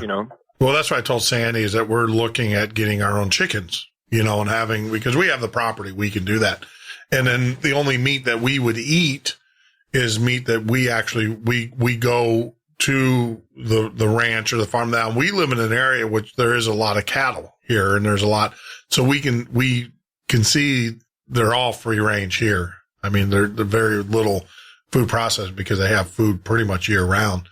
And, we want beef or whatever. If we get to that point, we'll slaughter our own cow. We'll buy our half cow or whatever, and we'll have it slaughtered, and we'll watch that process through the thing. But this industrial meat, the industrial food supply, I don't want no part of it.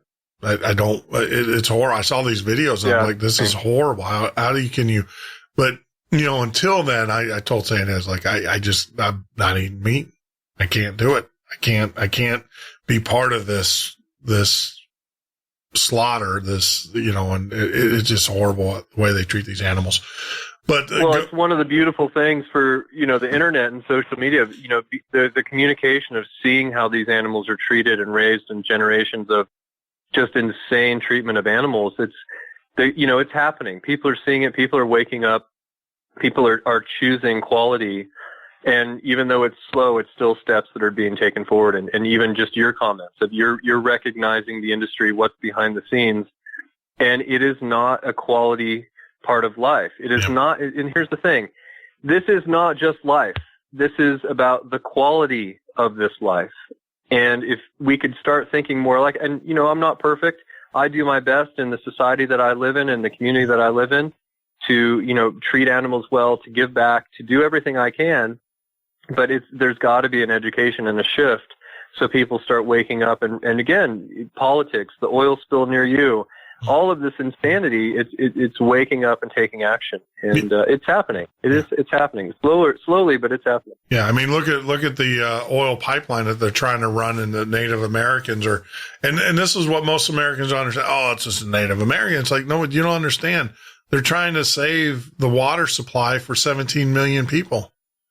I mean, it's insane. Yeah, they're fighting. You think it's all about Native Americans. It's like, no, and the fact, it's bad enough that they're running these right through their burial grounds, But the other part of it is that they're going to run it right through the river.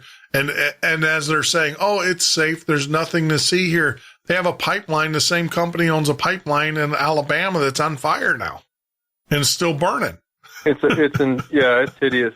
All these words, hideous and sinister. I mean, these are just coming out because these are Native Americans who were just doing just fucking fine and living a real sweet life. And, you know, and I got to say this, I've seen this all over the world, not just Native Americans, but, you know, you go up, we talked about the Arctic a little earlier. You go up to the Greenlandic Inuit and the Inuit, and there are some angry generations of Inuit because, you know what? Their parents and grandparents died from things like the measles and chickenpox. And it's because the profiting fucking white man has to go up there and look for minerals and oil, and they bring diseases, and it's the same with Native Americans. Just, you know, came over, started cutting down the forests and raping and murdering, and, you know, it's desecration. It's like and you know, what's really interesting, I think, Tolkien says it best when in the beginning of Lord of the Rings, when he talks about, and above all, you know, white men desire power. And that just defines all of it right there. And it's insane, man. It's proven again and again and again, and it continues to go on generations and generations and centuries. And it's just, wow, man, what a reality we have, huh? Yeah, it's great. Well, you know, and I think, and this is the thing, is we added opportunity, and we still have the opportunity, but now there's got to be some backpedaling here, which will never happen amongst politicians. But, you know, we had an opportunity. See, I think where our government or where the governments have screwed up is this whole thing with climate change and global change. It's going on. It's happening. You, and we'll talk about that because you've seen it firsthand, I'm sure. It's happening. The problem is they try to tax it so they can make profit. I mean, that's how the government a tax is a profit to the government. And if they would have just came back and said, and came back and did what you just said about, hey, look, we need to change the way we do things in other words, we need to start growing our own food in in your yard. You need to build your victory gardens. You need to start looking at better construction and having, off the grid instead of all of these coal burning plants and stuff. You know what I think the government, where they dropped the balls, they came in and said, well, let's make some money off this. And we're also going to scare people into giving the money. And, you know, they could have just came out easily and said, look, we're going to change some of the building codes. If they can regulate what kind of toilet I have, surely they can regulate what kind of roofing material I have or what kind of insulation I have in my house, or, you know, stuff to help, instead of immediately their answer was, oh, we're just going to tax the crap out of you. And I think people got wise to that and said, no, wait a minute. This is just another way for you to raise money off of us. And thus my mind is churning. You know, and all these things you're saying, it's just, you know, again, I'm getting back to hideous. I mean, the best water that I can get, I have to go down to the store and spend several dollars on a plastic bottle of water. Yeah. You know, it's not from the mountains. It's not from my faucet. You know, our faucet, our water here was checked that there's lead and, there's all kinds of, I mean, it's just insane. It's like, what's happening? But you're raised in an environment, and you're a product of your environment to just, as you go through childhood and get older, okay, this is normal. No, it's not. We need to shift so many things that this is not normal. Yeah. This is not, the way things are organically from life and from our past and from the earth. It's a frustrating situation. I mean, obviously there's beautiful, magical things in life, but there's a lot of things that are simple and no simpler that are not anymore. And it's desecrated. You're absolutely, I mean, think about it. I mean, when we were kids growing up, and I think we're pretty much the same age, you might be a little bit younger than me, but when we were kids, I mean, you never thought about like a Big Mac. Here's an example. A Big Mac was like something special that you would do. For me as a kid, it was something.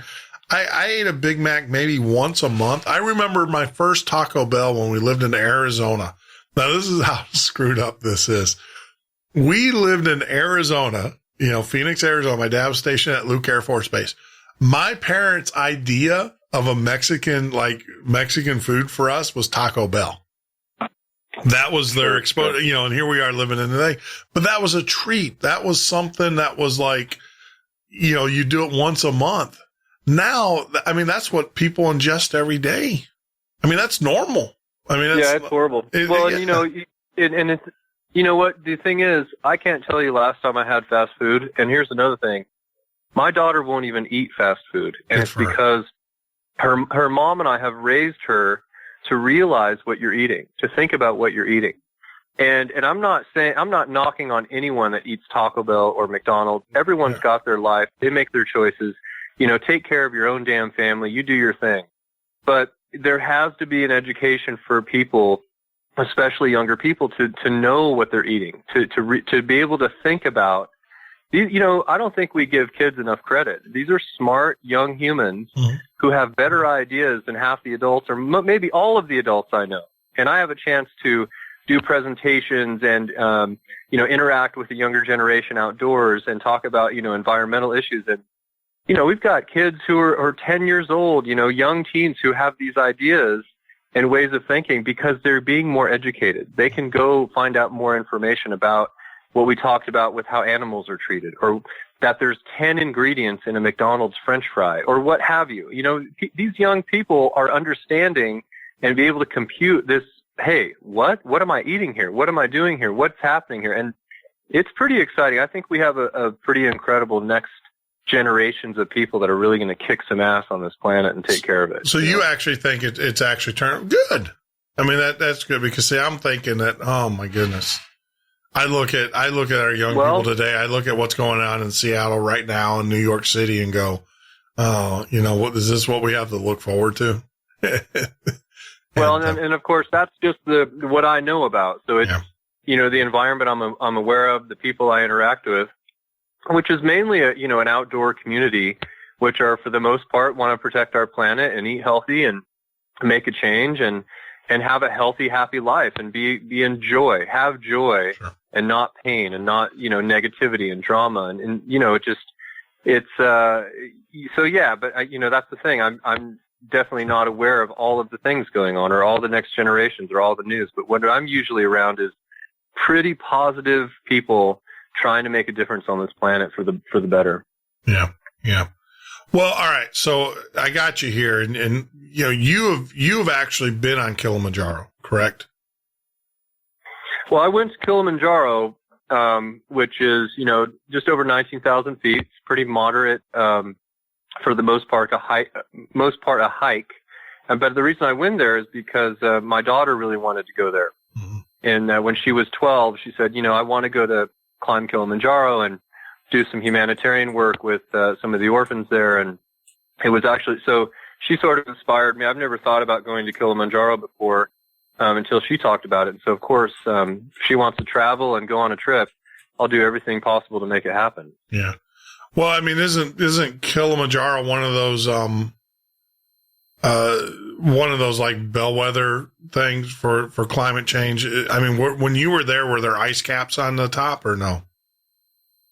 It is one of the ones sort of in the that is being proven that, the ice cap and the glaciers up there are melting and, could be gone in 40 to 50 years. And so, it is a hot topic. I think more in that hot topic of climate change is the Arctic, Greenland especially.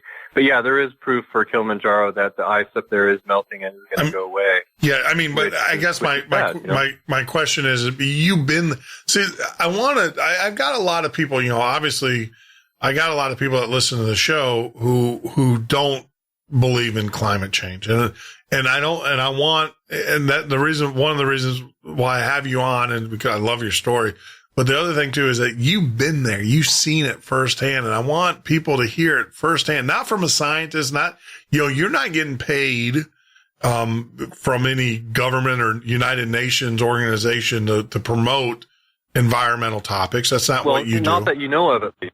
Well, but are you?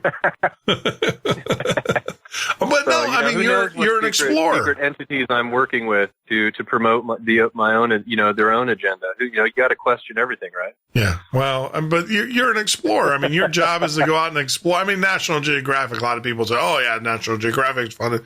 No, they're not. They're not. Their funding is science, and it's through the foundation. Well, listen, I'm not a scientist. I do work with a lot of scientists, but I'm not a scientist. I'm not an expert in the field of climate change. But what I can tell you is that I do witness it in real time, and I do go to all of these places that climate is changing. Yeah. And Kilimanjaro, we went up there, we climbed it, we did humanitarian work. I'm not an expert with the difference in Kilimanjaro. Of course, I have information about the ice melting, but what I have seen firsthand in the Arctic is very eye-opening. It's incredible because in 1998, I went into an area with some beautiful, serpentine glaciers coming out of the mountains and dipping down into the ocean. These beautiful glaciers. And I was back, I think, 15 years later into the same place. And, two of those glaciers were, half melted, completely half of them had melted away. And that's no time at all for this kind of ice melt. I mean, it was absolutely incredible. And so a place like Greenland is hard evidence that climate change is absolutely 100% mathematically fact. Like, it's happening. Yeah. And now I'm not an expert. I can tell you what I've seen, the people I work with, the evidence that I know of, again, very, firsthand. But as far as to why, I do believe all of the scientists and all the experts that humans are affecting this. And to me, it is not theory. It is actually proven.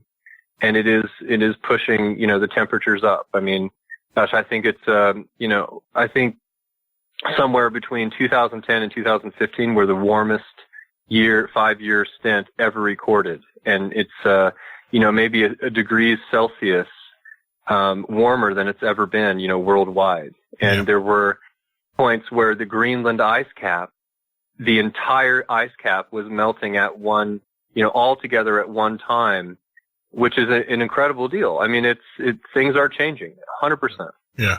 I mean, and that's why, I get a lot of people like, oh no, that's all, those numbers are made up. They're fake. And it's like, look, I don't care about the numbers.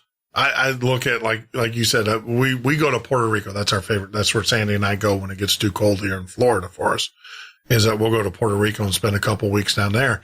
And the place that we stay they have pictures of back in the 60s and the 70s, of the resort or, the community. The community's turned into a resort, but before it was a big surfing area and stuff. And you can see you had, I would say, a good 60 feet of beach that went from the break to the water. Now it's like 6 feet. And everybody's, you can't deny that. The water is, we are seeing water rise. When you, over a period from the 40s or, all the way up to, you're seeing about 40 feet. 40, almost 50 feet of beach gone. So you've seen it firsthand as well. Yeah, I've seen the pictures. You can look at the pictures and see it. Mm-hmm. I mean, you can look at the glacier. What's up if you go up towards Nova Scotia and there's that glacier that's there. Well, it's up there in Greenland, and you can actually see the pollution on the glacier. Sure. It's black. Well, that's a good point because well, I mean, that could be, because a glacier is black doesn't mean it's pollution. Well, no, the scientist, I was watching the scientist, he said it was black, it was the pollution that's doing that. And they said, what he was saying is what happens, this is like a coating and it causes the glacier to actually warm up and the blackness or whatever is kind of like an insulation. Sure. And it holds. Yeah, well, that could be. I mean, the hundreds of glaciers I've been around, sometimes, depending on the time of year, you'll have what's a dry glacier, which it's all ice. There's no fresh snow on it. And you get these wind systems that are called pitaracs, and they're, 100+ mile an hour winds, and they can blow, dirt and sand all over these glaciers. And a lot of the soil in the Arctic is very dark. Oh. And so you can see glaciers, covered, and, some people could over exaggerate that, it's sucked up a bunch of pollution, which isn't necessarily always true. I'm sure it could be, but highly doubtful. See, that's why you're on, so you can do it. Yeah. Now, in your travels, we're coming up to another break. See, that's the problem when you start getting into conversations, and then we have to pay bills. And, corporate, got to pay the corporate shields and stuff. So what we're going to do, let's take a quick break, because I've got some things that I've always been fascinated with, and I want to see if you've actually seen them firsthand. But we are talking with our very special guest, Mike Libecki is joining us. He is the National Geographic. I'm going to keep on saying this so people understand. This is a guy that he gets out. He has traveled the world, and he has seen these things firsthand. I do see your questions in the chat room. I'll get to those in a little bit. If you have more questions for our guest, Mike, please go over to YouTube in the chat room. Put them in there. I'll make sure I get those answered. If you're listening to us on Spreaker, you can also put them in there, and I will make sure that I get those to Mike. I worm them into the conversation one way or the other. Weave, I guess is the proper term. Weave them into the conversation. But we'll be back in a few minutes with our very special guest, Mike Libecki. Indispensable to the progress of humanity than fire. Neither has anything been more violently destructive. And especially is this true when, as on at least one remarkable occasion, flames ceased to be the man's servant and seemed to acquire a spirit and a will of their own. In England, during the middle of the 19th century, it was customary for housewives to fumigate their homes with burning sulfur. And so there was nothing extraordinary in the fact that on the 12th of August, 1856, a maid named Anne Fenimore, employed in the home of Mrs. Moulton of Bedford, should have been tending an earthenware jar from which rose hot sulphurous fumes. Mrs. Moulton! Mrs. Moulton! I've spilled the fire right on the floor. Oh, good heavens. Well, don't just stand there, girl. And so the flames were speedily smothered. A half hour later, when Anne Fenimore went upstairs to clean, she smelled a hint of smoke, and opening the door to the master bedroom, she saw where it originated. Oh, the mattress! The mattress is burning. This time, the maid did not wait. She went into action herself, and within a few moments, the fire was extinguished. Anne, come here quickly. I need help. Where are you, man? In the linen closet. The linen has caught fire. Throughout the remainder of the day, and during the day that followed, the two women rushed from one part of the house to another, putting out fires. And then, on the evening of the second day, Mr. Moulton, who had been on a business trip to Ireland, returned home. It was raining when they arrived at the station. By the time he reached his house, his clothes were quite damp. His wife met him at the door. You'd better change your clothes, dear, and then come right down. I have something very, very odd to tell you.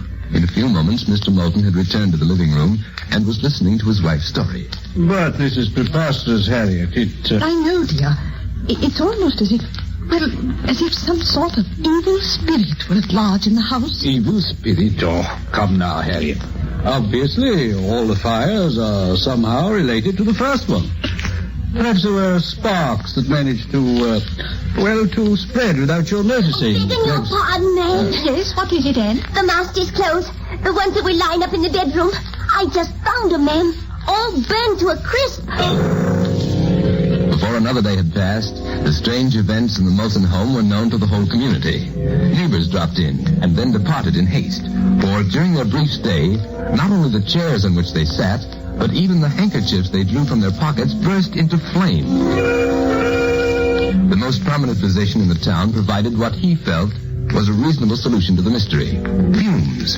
Inflammable, sulfurous fumes had permeated the entire house. How could he be right when some things that burned weren't even in the house?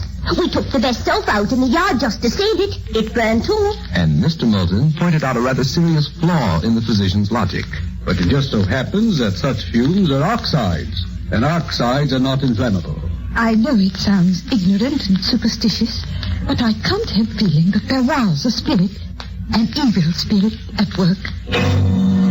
More than 40 fires occurred in the house, and all but the first one seemed to flare up spontaneously, without cause, without human intervention. Perhaps it is a sign of ignorance and superstition to attribute them to a spirit, a non-human agent, but no other adequate solution has been offered to this remarkable mystery. A mystery incredible but true.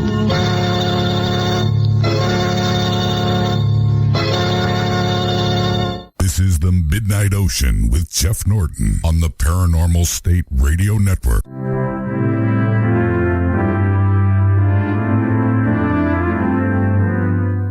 This is the Midnight Ocean with Jeff Norton on the Paranormal State Radio Network.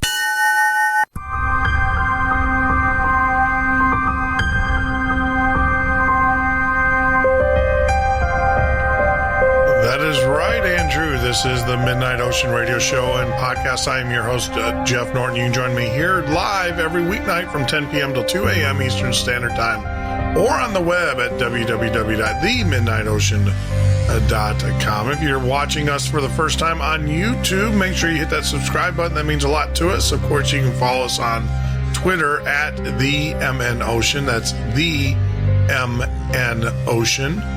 And on social media, just type in The Midnight Ocean and we'll come up. Love to hear from you. Get your questions in. We're taking questions for our very special guest who is joining us live on the Skype line, Mike Libecki. He is the National Geographic 2013 Explorer of the Year.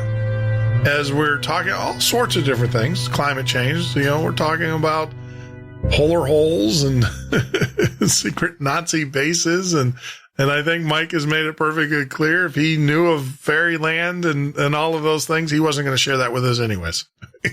Why would he do that and stuff? So, Mike, before we went on break, I'm fascinated, and I know you spent a lot of time up in Greenland, correct? I've actually been, I've spent over 10 expeditions up there and, well over a year of my life on different times up there. On those, have you ever, you don't play around these things. I mean, it's not something you play around, but I'm fascinated by the moulins. Is that you pronounce it moulin? Moulins? The massive holes. Tell me about those. Well, they're the massive holes that open up that water. I mean, they literally, this water just disappears into the glacier.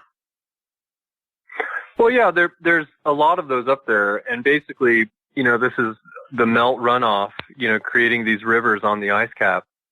And they go in these holes. And basically, there's land that's below sea level.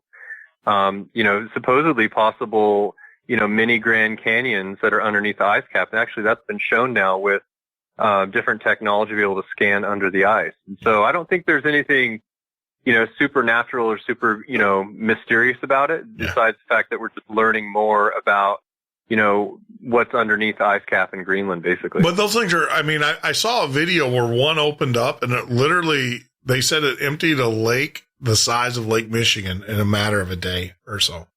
It just... I've never heard that, and I got to say, there's maybe some things out there that may not be true, but you never know. That sounds pretty fantastic as far as that goes. But I've been around, I've seen basically where, there's some pretty big rivers on the ice cap, and they go down and disappear.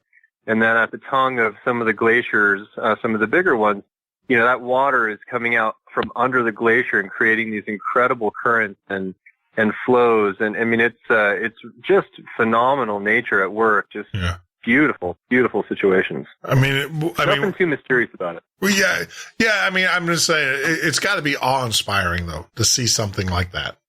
Oh, it's incredible. It is why the addiction to go out on these trips and to get back in the wild and go to places that no one's ever been to before. Absolute virgin earth, the most remote places you'll get to, and be in that moment of the moment of now reality, and just realizing, look at the nature, look at the power of the universe. It really is incredible. And it truly has gone beyond obsession for me to keep going on these trips. It's an addiction to an organic connection with nature. It's just fantastic. Now I have to ask, if you get in trouble, you obviously bring it on, man. Well, I want to, because I don't want to. I'll just ask you drink the water. Spice it up. You drink the water up there, man. I mean, if you like stuck your face in that water and just drank it, I mean, it's got to be incredible to be able to taste that water that's like billions of years old.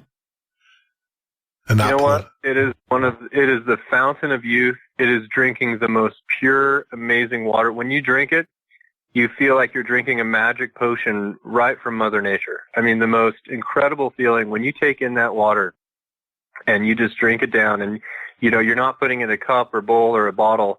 You just like you said, you nailed it. You put your face right down in that water and you just drink it down. You feel it is a fountain of youth. It is a magical potion from Mother Nature that just makes you feel connected with where we're from, the energy of everything on this planet. It really is a beautiful thing. Yeah. I always wondered what it would be like to experience. I mean, just to be there, but the fact that, that is, I guess, the purest of, it's just pure. I mean, that's just pure Mother Nature. I mean, you're talking about something that's been locked away for billions of years. That water is frozen in time. You're right. Who knows how old it's not recycled water coming back from rain and rivers and snow. This is ice that's been frozen since the beginning of time. And that's the special aspect. Not only is it clean and pure, that water has been there for millions, if not billions of years. And to drink that water melting it's like an honor. It's a privilege to be connected with Mother Nature on that level. Yeah. Wow. You ever bring any back? Absolutely. I bring some. I do a lot of beer brewing. And so what I'll do is I'll bring several bottles of the water back. Of course, not enough to make, do a 10-gallon batch of beer, but I will bring bottles of that water just to add into the batch to say, this is, millions of year old, if not billions of year old water in this batch of beer today. And it's an incredible thing to be able to add that in there and share that water with friends through opening a fresh homebrew. Yeah. Yeah. No, I'm with you. Yeah, that was one thing I do miss about not living in Chicago, because we would go up. I have buddies who own Brewery Supply. DP Wiggly is in Racine and stuff, and Mark and Chris, his wife, and the homebrew stuff. Oh my goodness. I don't know. We'll switch topics. How about homebrew? One thing I learned about homebrew, I would go up there. They'd have Wednesday, the brew club. And, you could drink as much as you want. There's something about brewing beer, like homebrew beer. You can drink. I mean, you'll get drunk. I mean, you'll have a good time and stuff, but I never woke up with a hangover the next day. I was always like, yeah, okay, good. I mean, Chris and them said it was because of the nature of the brewing. Interesting. Well, I think, I have to say, some of my home brews, I've woke up pretty miserable the next day. Oh, really? So there's different potencies of some of that stuff out there. So. Yeah, there was a book. I'm trying to think. My favorite is Piney the Elder. You ever make any Piney the Elder? Right, sure. Yeah, I mean, that stuff is hoppy. It's pretty hoppy. I love it though. I love it. I'm a hoppy beer drinker, and yeah, no, that's a good IPA type of beer, and I definitely like that myself. So yeah. I mean, these guys talk about brewing. So, do you have the whole setup? Do you do your own mashing and with the wort and stuff, or do you buy the? Yeah, awesome. I used to be really into it, and gosh, it's been 20 plus years of brewing, and it's crack the grain, full mash, the whole bit, and awesome. It's a different batch every time, and anywhere from combinations of strange sort of stout barley wines and, kind of getting creative and do different stuff to the classic, just good old pale ales. It's a fun thing to do. I mean, the best thing is brewing that from scratch, and, it's nothing like, popping those open with friends and having a good beer that you made. Yeah. It's another quality of life, Yeah.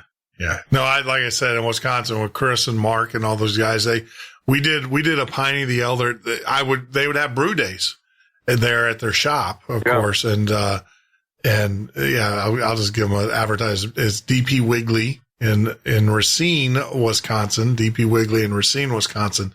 They're a brew supply, and they get a lot of their hops.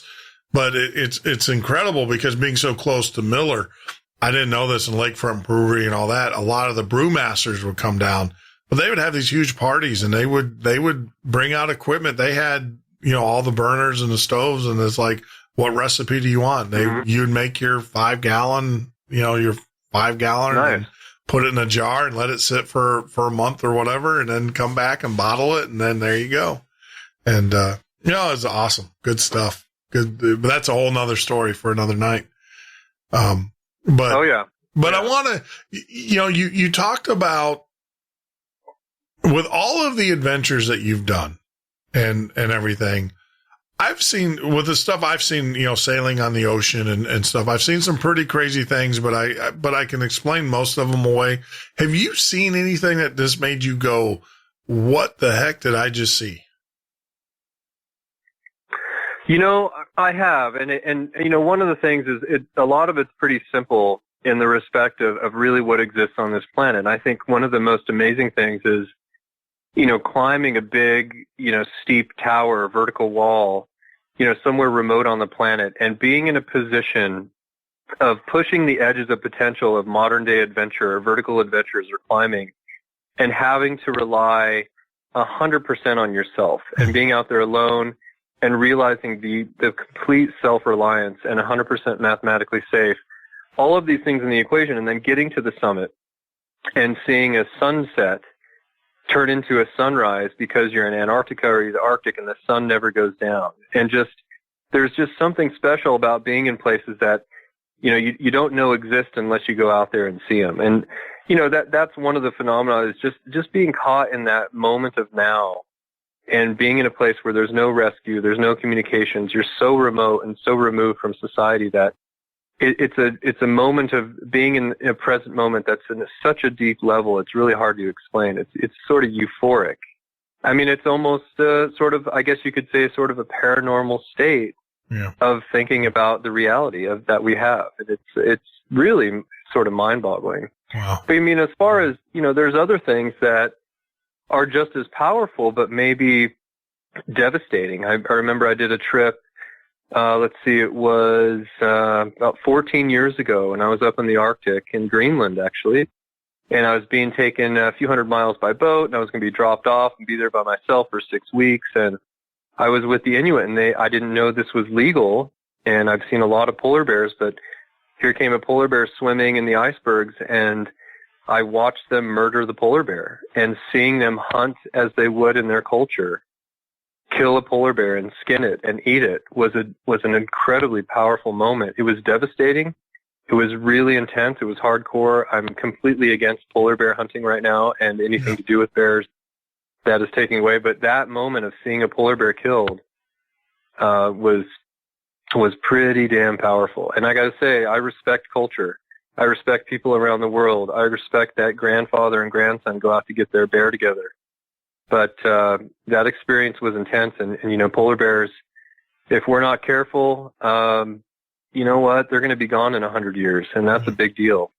And, so this conversation, you can probably tell I'm evolving over to, we got to fucking stop polar bear hunting. And it's just the way it goes. And it's just, it needs to end. Like I said, I'm a hunter. I eat meat. But polar bears, we go on to talk about elephants, ivory. There are some amazing beasts and beings on this planet that no longer should be killed by humans. Yeah.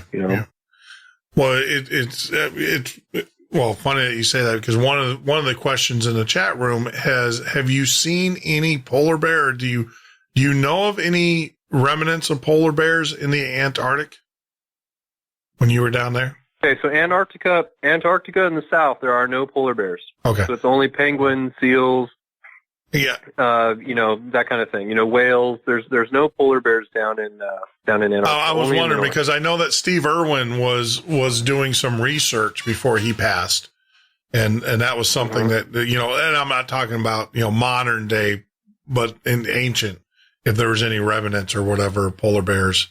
That, in the Antarctic. Well, I don't think they've found, I actually read a lot about Antarctica and I just through the channels of getting permission and people I've met over the years through there, I don't remember reading about any polar bears, but I know there's a lot of evidence of different dinosaurs, possibly, some really old 500,000-year-old remnants of cave bears, stuff that's way back when possibly Laurasia or Gondwana land was sort of, everything was connected. So some definitely evidence of way, way, way back when of different mammal and sort of dinosaur activity down in Antarctica for sure. Sure.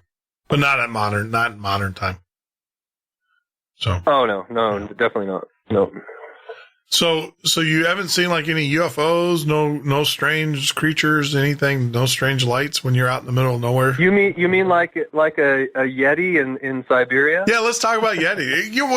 This is a paranormal show, so I would be amiss if I didn't ask you about to you, when I ask you, when I ask them, well, what's the craziest thing you ever experienced? It's like, well, I was driving along the road and this bright light came, my car stopped, the mailbox started shaking, and this UFO flew over me. For you, it's like, yeah, hanging off, a 12,000 foot, cliff in a hammock.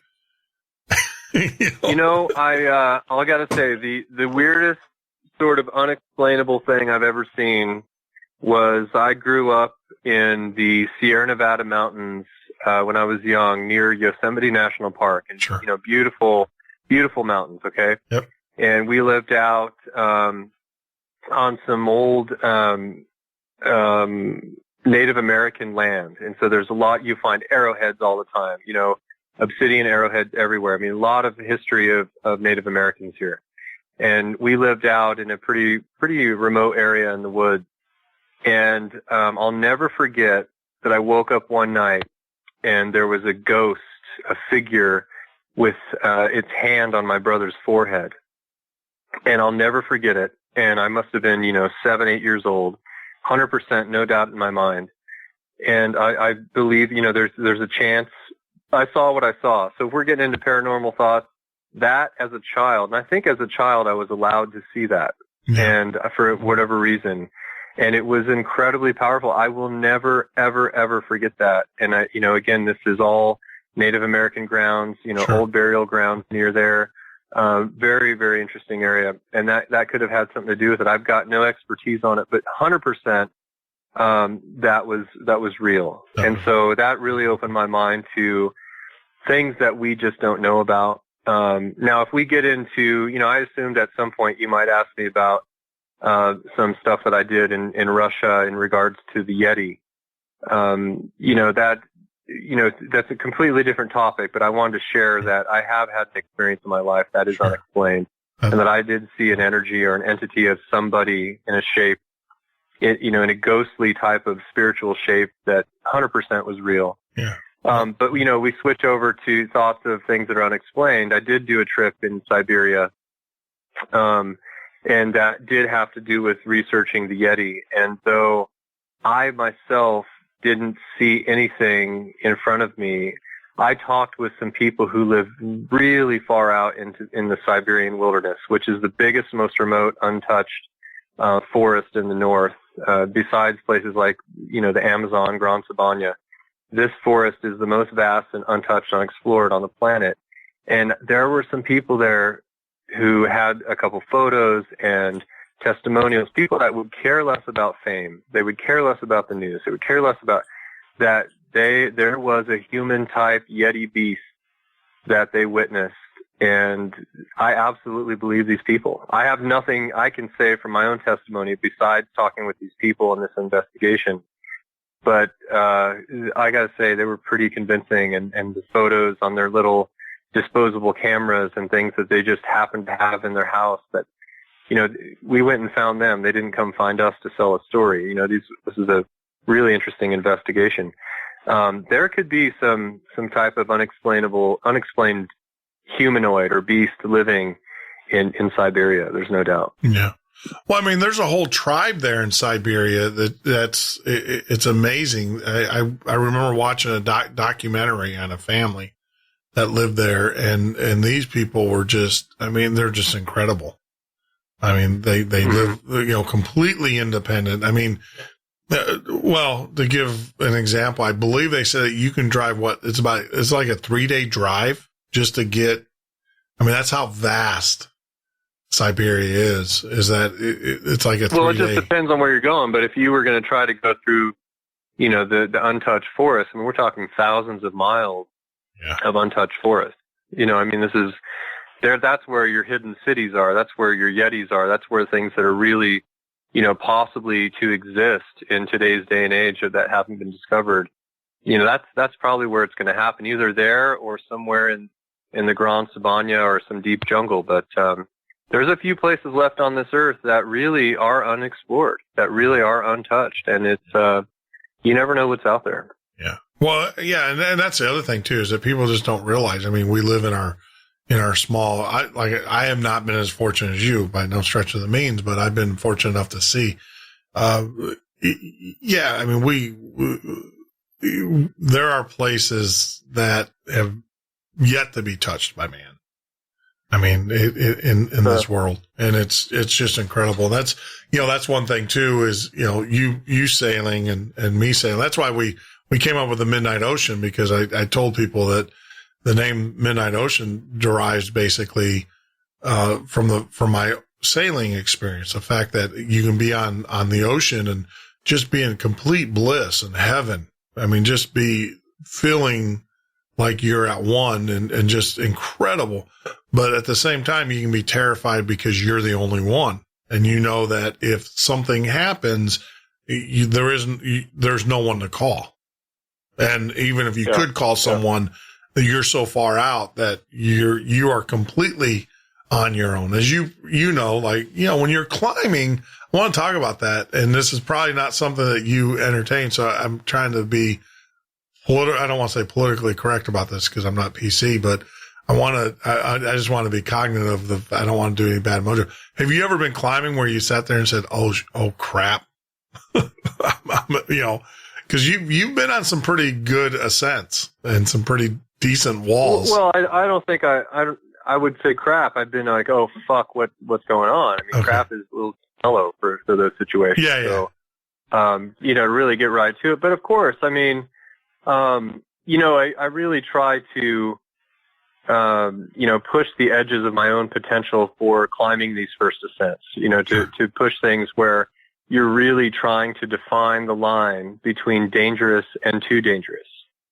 So if you're on the line of dangerous, that's a wonderful thing. That is a real connection with knowing that you're a soft, fragile human and you could die at any moment. Yet you're focused and you don't make a mistake, and it's 100% mathematically safe if you focus and continue and have that focus, and you don't make, you just don't make a mistake. Now, once you start to cross the line of too dangerous, it's not worth to die, especially as a father, for any summit, for any adventure. So it's really trying to define the line between, dangerous and too dangerous. But, for example, I did a few trips to Afghanistan. 2 of them I just went by myself, and I spent a month out in the mountains.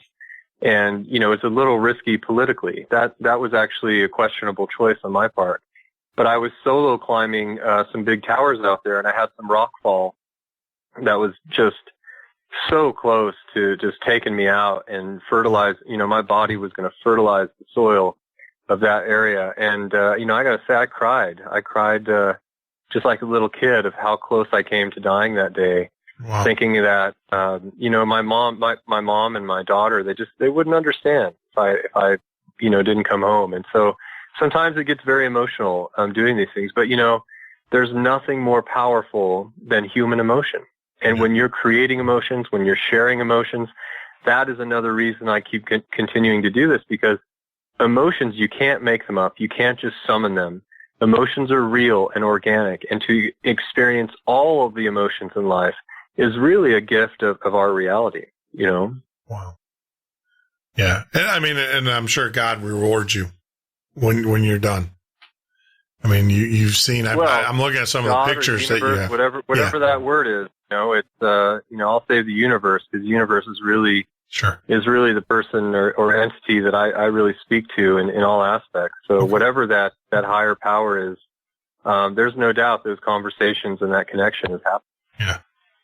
Now, have you ever, that was one of, now, how, I'm going to ask this question because I do kind of know the answer, but a lot of people, when you do these ascents and you get on top of these pillars, How do you get down? Well, for the most part, it just depends. I mean, you can rappel down the way you came up. You can maybe down climb the backside. It really depends. I mean, 80% of mountaineering accidents happen on the descent. So it's actually a good question, because you get to the top and it's pretty spectacular. But in some ways, not every way, in some ways it's kind of halfway, because you do have to get down. But that's just part of the deal. I mean, the beauty of climbing up is, has the same sort of power of going down, because you're really, what you're doing is every move, every step is mystery, because these are first ascents. These are climbs no one has ever been to, never seen, never done before. So every step, once you're there, is a mystery. Every single moment's a mystery. You don't know what's going to happen next. And that's really a driving, defining moment of being out there. Like I said earlier, without mystery, there's no adventure. Cool. Hey, we're coming up on another break, Mike. Can you stay another segment? Are you good to go? Or I'm happy to talk with you, man. It's good times, and good, I'll take every chance I can get to have any kind of social activity. All right, man. All right, man. I get out in the wild all the time, and so no worries. So humans are good. All right. So we'll come back and we'll take a quick break here. We're speaking with our very special guest, Mike Libecki, is joining us on the Skype line. Get your questions over in the chat room. Don't know how much longer I can hold them. This guy, you never know. He might be going on another adventure. This is the Midnight Ocean with Jeff Norton on the Paranormal State Radio Network.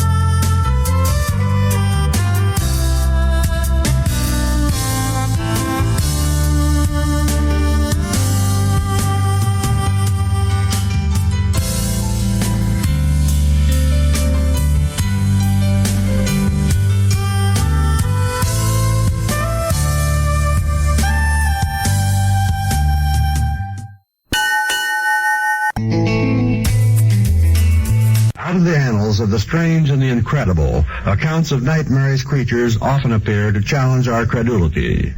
Here's a story about one such creature, a fantastic creature called the Abominable Snowman.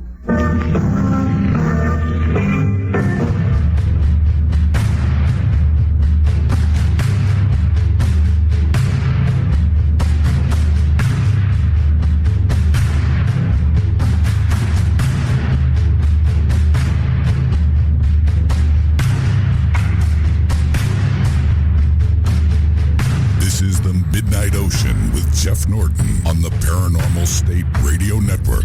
That is right, Andrew. This is the Midnight Ocean Radio Show and a podcast. I'm your host, Jeff Norton.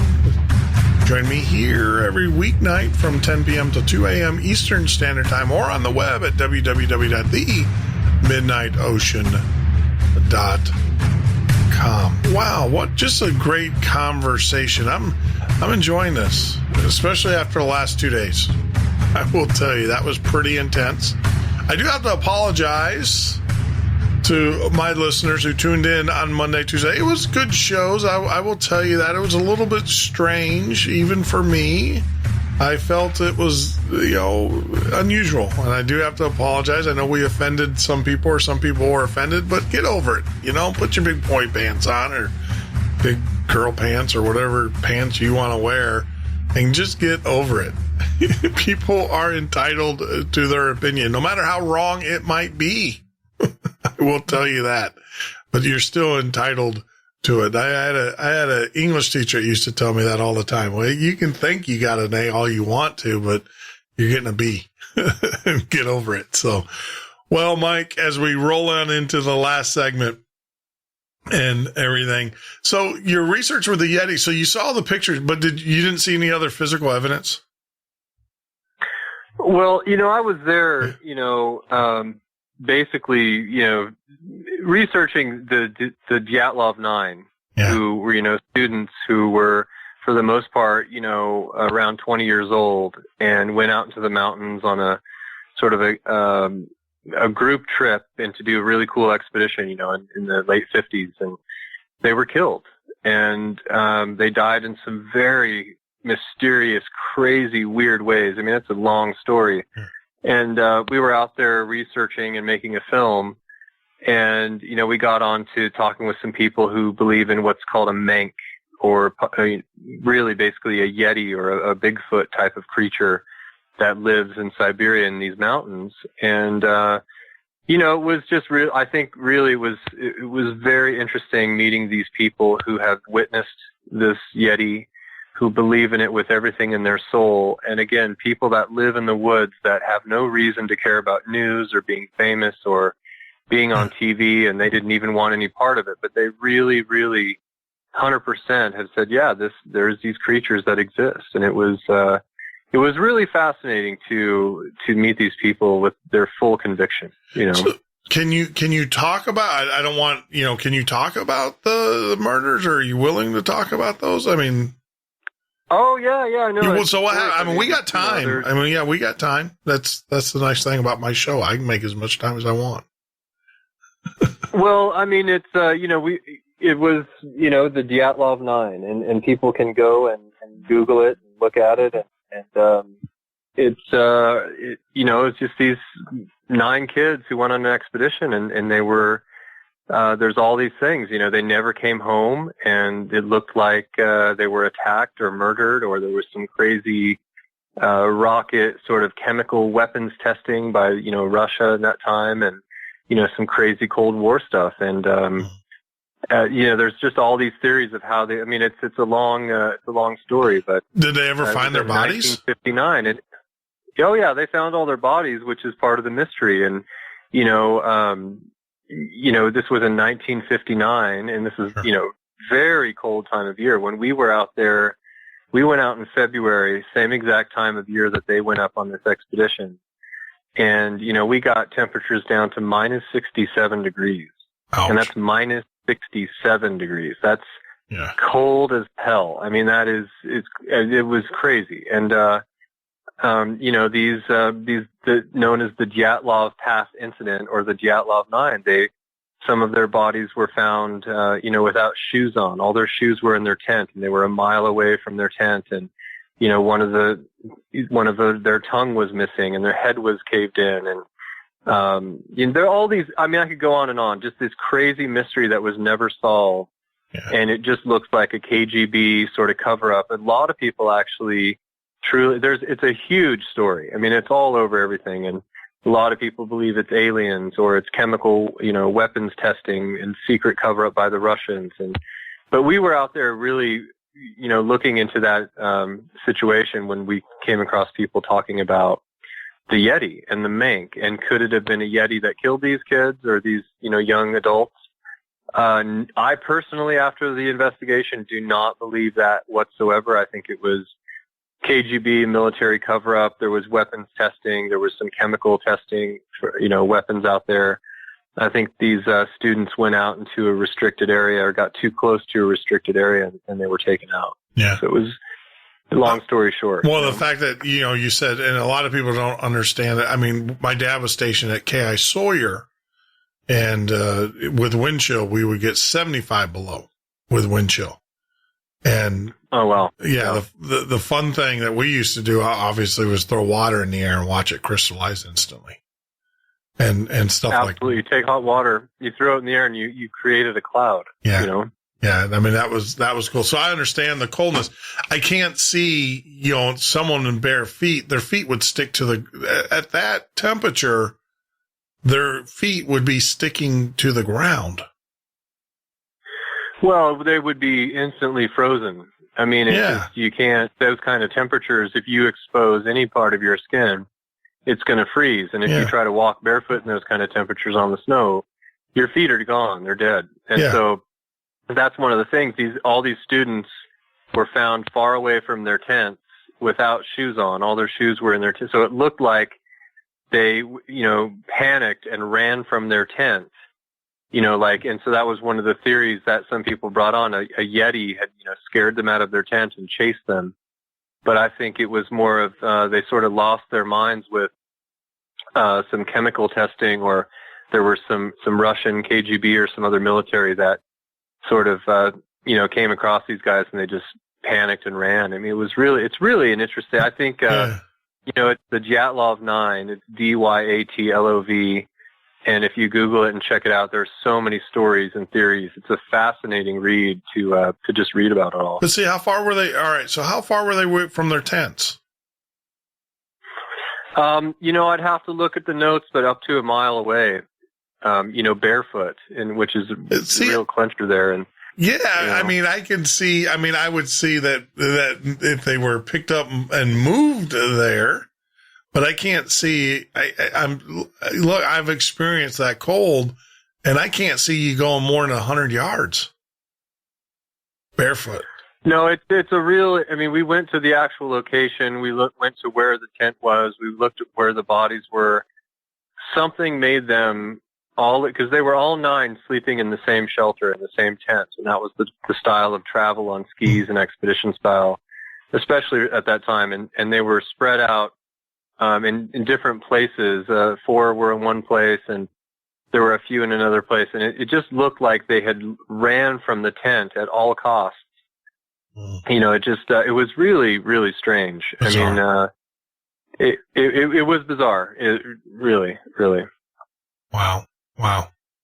Yeah, pretty interesting. But the whole Yeti theory was, there's been a lot of, Discovery Channel aired the show, and I've been contacted by people from all over the world wanting to know more about the Yeti and the students. And, I have no proof of a Yeti, but like I said, I know a lot of people in Russia who truly believe and have seen these creatures. And so it's pretty fascinating. Yeah. And like you said, they're not looking for books. They didn't hunt you out. You were just there. And we hunted them out. We went to these, crazy. Yeah, we went into the forest, into these remote areas, and we found these people randomly, and they were pretty convincing, for sure. Yeah. I actually just got done finishing watching a documentary on City 40 about Russia, about the hidden cities within Russia. and there's about 20 of them, which are these, these are these nuclear facilities or government research. I mean, they're huge cities, 100,000 people plus, but they don't exist.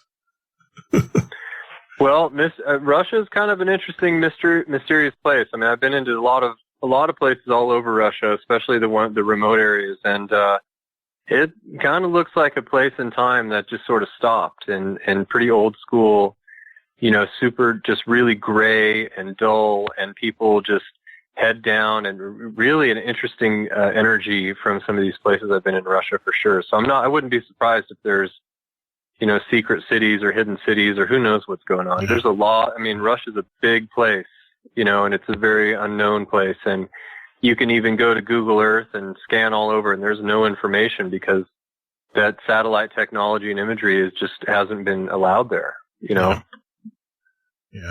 I mean, it's interesting you say that because, when I see pictures of Russia, I feel like it is a gray kind of, it doesn't seem like there's a lot of color, or it's just weird. It looks like a post-apocalyptic kind of, I don't know. That's the sense I get. I mean, don't get me wrong. There's a lot of places in Russia that are absolutely beautiful and great architecture and amazing things, and modern day living, and but there are some really remote places way off the beaten path that are super old school and really, just. It's like being in a strange movie or something, but pretty wild for sure. Were they pretty welcoming towards you? Yeah, pretty friendly, correct? For the most part, the people that I worked with there and that helped us with investigation and such, I'd say for the most part the hospitality and welcoming was all right. I mean, not too bad. I mean, definitely. Not like many other places around the world. There were definitely some interesting conversations, but the people I was working with and met and spent time with were really, really wonderful people, for sure. But definitely not necessarily welcomed into some of the remote places. Yeah. Sort of strange. It was definitely some interesting energy. Yeah. Good vodka? Lots of vodka.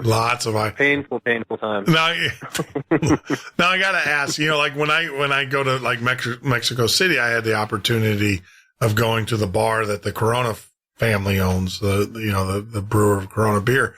And they have a special beer that you can only get at this bar. And it was incredible. And, I'll give you the location. It's kind of top secret, but, the locals know. And all it's right off of the Ambassador Row there. So when you're in Russia, I have to ask, what is the vodka? What is the vodka to drink? Cause everything's so commercialized over here. I mean, most of the vodka that I'd seen around, of course, this is being in Russia, or it's either being at the Russian base in Antarctica. I've had a lot of Russian connections over the years. The vodka in Russia, a lot of it I didn't recognize. So it's not like, all the stuff you see advertised in the States. It's just local vodka, that you would never even know the difference. But I think the most special stuff is there's just a lot of homemade vodka, a lot of moonshine style of alcohol that I've had the opportunity and honor and really enjoyable time to sample from a lot of the homemade liquors and different vodkas in Russia. But, I sort of want to turn this over to the great sampling of homemade vodka in Antarctica at the Russian base. Those Russians down there are some of the best, most hospitable, kindest guys in the world, and they're all from Russia, and there's a special bond, I think, that you have when you're connecting with people like in Antarctica. So on the note of Russian hospitality, the Russians down in Antarctica are definitely a special tribe of people down there. Sure. So you've spent like a considerable amount of time there at the research facility in Antarctica. There's a Russian base there, and it's called Novolazarovskaya, and the way we've done this is I've done this particular trip there to this area 3 times, and you fly from Africa all the way down to Antarctica, and you land at this Russian base, and you're on this giant plane called an Ilyushin 76, a Russian aircraft. Yeah. And it sort of looks like a modern-day Millennium Falcon type of ship. It's really wild, actually. But yeah, I've spent a lot of time down there with the Russians at the Antarctica base, and it's, it's Russian culture in Antarctica, and it's pretty special. Cool. See, I've always been fascinated. I mean, with Chicago, which was really nice, is that we had a small Russian community up in Skokie. And, just incredible times. And, I remember I had a real good friend. He was a soldier in the Afghan war and older gentleman. And we became pretty good friends. And he always, the vodka, I've always tried to do, and I can never, and you just did it too, is I've always tried, to ask him, what is good vodka? And he's like, it's all good vodka. It's like, it's all good. And I'm looking for a brand. I'm not a big vodka guy because it's just too painful the next day, Oh, really? See, that's what I'm looking for. I'm looking for the vodka in which you're not sitting on the floor going, oh my God, my head. What did I just do? And, I did have one. I had a buddy who brought out a bottle of, it was in a box, but it was a Swedish, I want to say it was from Switzerland or whatever, but it was a vodka there that was supposed to be, run through filters and blah, blah, blah, blah, blah, blah. It was good. It was good, but yeah, I'm just wondering. I'm a connoisseur. I'm just curious. Oh, nice. Yeah. So I'm not a drinker. I'm a connoisseur. I'm one of these guys. I'll taste it and say, wow, that's incredible. So, yeah. So as we wind down, my friend, I mean, what do you got in store? What are you working on next? Where are you going? Where can we expect to hear from you? Honestly, it's, what I'm really trying to focus on is I'm shifting some gears with the focus on a lot of these expeditions. I just was, I just completed my 70th expedition, and my daughter is she's 13. She's starting to travel all over the world, as you know, and, doing some really incredible things. So she just started her own nonprofit humanitarian organization. And I'm really trying to support her and help her with her project. She's got a big project in Peru this summer for a few weeks, helping orphans and building a computer center. And she's sort of, what I talked about earlier, this shift of a next generation. If our next generations can start doing things on any level to try to start giving back to this planet, it's just going to be a better place. And she's really inspiring me to not just go on these adventures, not just talk about conservation and helping scientific research and climbing and all these things that I do, but really finding better ways to give back to our planet and from beginning to end. So raising the money, coming up with the projects, going and get hands-on and doing these ourselves and trying to make the planet a better place. I'm really trying to shift gears into opening those doors for her and then following her through those doors and doing these kind of projects. Cool. So what's the name of her? I am heading to Antarctica next month, which will be pretty nice because I love that place, Oh, so you are. So now, now are you going down there for research or are you just going down there for pleasure or both? I mean, you enjoy it. I'm going down there I'm going down there on working on some new projects where I'm going to some really interesting places like Antarctica, like Nepal, like Greenland, and I'm taking down, aspherical 360 cameras, and I'm capturing these trips in a way where I can come back and we can take a virtual reality tour of these places. And so the whole 360 virtual reality, the headsets that you're putting on, these new experiences, of course, that have been with gaming and other sort of entertainment. I'm bringing these experiences on these real expeditions to real places and allowing people to get as close to going on these trips without actually doing so through virtual reality. So it's a really exciting time in storytelling and bringing back these trips in a way that's never been done before. Yeah. And you do most of these solo, correct? Most of your trips? I would say not most. Depends on the year and the time. About half the trips I do by myself, and I go out, completely alone. I was just in Greenland, July, August, out there by myself for 5 weeks, and I was, ran into 5 different polar bears and climbed some big mountains. And, there's just nothing like being alone in nature and really connecting to the energy and vibration of where we're born. And it's just, it's a special thing for me. It's something I really love to do. Yeah. So when I got to ask, so when you're out by yourself for so long doing these expeditions and doing this stuff, when you come home, what's the first thing you do? Well, the first thing, I'm never truly alone out there because for me, it's really, really important to stay in touch with my daughter. And so I take out a satellite phone. I take out a satellite link where I can actually Skype and have live video with my daughter back home. So that's amazing. That's the most important thing, is staying connected with my daughter. And so I'm out there alone, but I can communicate. But the first thing I do when I get back, of course, is I would say for example, this last trip, I got home, picked up my daughter, and we went and had Indian food and hung out and just caught up. And so the first thing always is just reconnecting with my daughter and family and friends. And yeah, man, just continuing the joy-ening, the sweetness of life. Yeah, that is so cool. I mean, wow.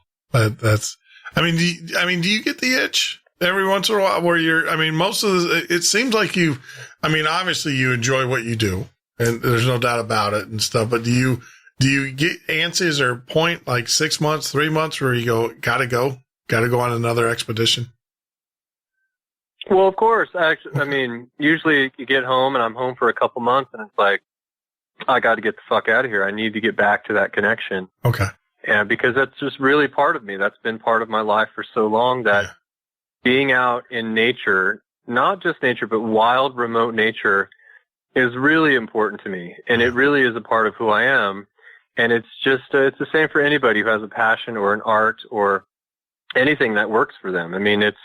It's just part of who I am, and it's something that I continue to love more and more and more, and I do need it. It is an addiction that I've talked about that, I start fiending to get back out into wild nature and really push myself and get out there and survive. It's a beautiful thing. Yeah, that's my fear. Is one of the things is that, I love broadcast. I love this, believe it or not. I love talking to people and learning and hearing their experience, because I believe everybody, no matter who you are, everybody has a story to tell.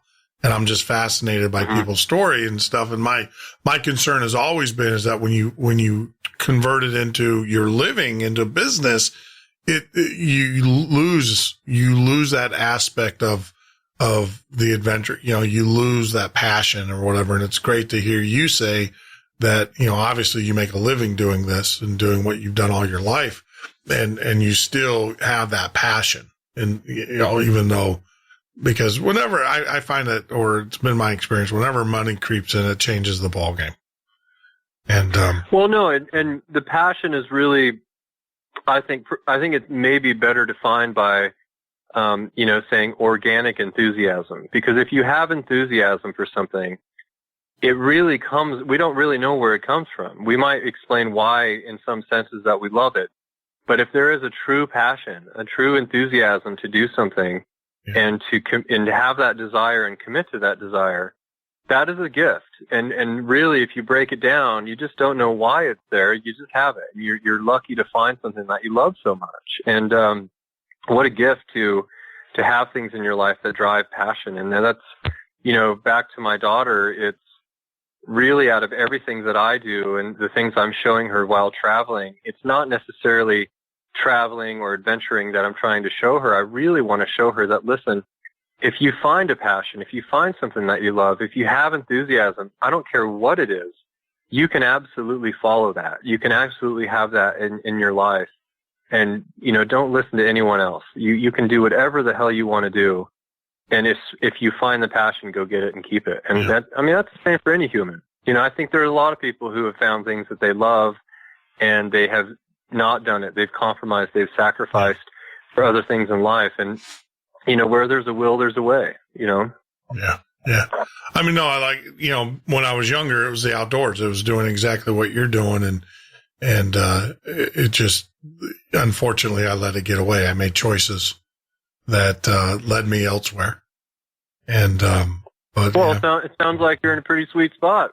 Yeah, I love it. I love what I do. I get to, you kidding me? I get paid every night to talk to cool people. I mean, what better, live, hear their stories and so, I'm fascinated. My thing for me, my exploration is human, is people. I love hearing people's story. I can sit for days, hours, weeks, months, years, just going to people. And that's why I'm fascinated. Like, when you were talking about going down to the pole, down to the Antarctica and talking to the Russian at the base and stuff. I mean, the stories these guys have got to tell, the things that they've seen in their lives and just being, and the fact, I think there's a purity to it. The fact that you are so disconnected from technology but yet you have it there, but you're not, you're not the things that we worry about. You're not worrying about out there. I'm looking at the picture of you sitting on the bow of the ship. You weren't thinking about, I don't know what you were thinking, except please don't fall off this damn thing. 'Cause that's what I'd be thinking. But the fact that, you're out there and you're looking and you're just, you're completely removed. You're not worried about who's going to win what football game or, whatever. I mean, it's cool, man. It's well, cool. I mean, I'm sitting on that mast and I'm looking at beautiful big mountains that I'm going to get to climb and that no one's even ever seen or done before. But then and one thing that never leaves my mind is thinking about my daughter and, there's some tough times when you go on these trips, you miss people and get homesick and so it's pretty nice out there, but there are some things behind the scenes that are sometimes pretty challenging and pretty tough as well. I gotcha. No, that I can appreciate. Absolutely, I can appreciate that. I mean, I mean, I got 3 girls myself and I love every one of them. And unfortunately, they're all grown up. That's the problem, is that when they grow up, my friend, and leave you. And so that's, well, I'm seeing my little girl turning into this young woman, and it's pretty exciting times. But I think now is when I sort of see that time speeding up, and it's. But I'm really excited to see her go after it and start getting after it in this world and making her statements and pursuing her passions. And it's I'm sure you understand all too well. Absolutely. Hold on to every moment, though, man. Yeah, I'm preaching to the choir, but like I said, it's, and our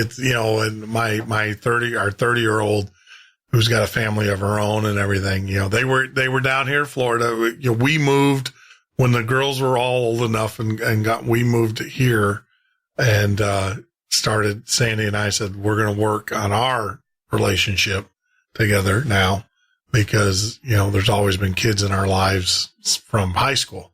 So, now it's, but we miss them. We do. It's the moment. Now it's the grandkids. Forget about the girls. It's the grandkids. Nice. When we get to talk to them and stuff and everything. But, wow. We're at that point. Is there anything you want to add? Websites, your daughter's website, anything. This is the time to do it. And make sure, please send me links to all of that so I can get it updated.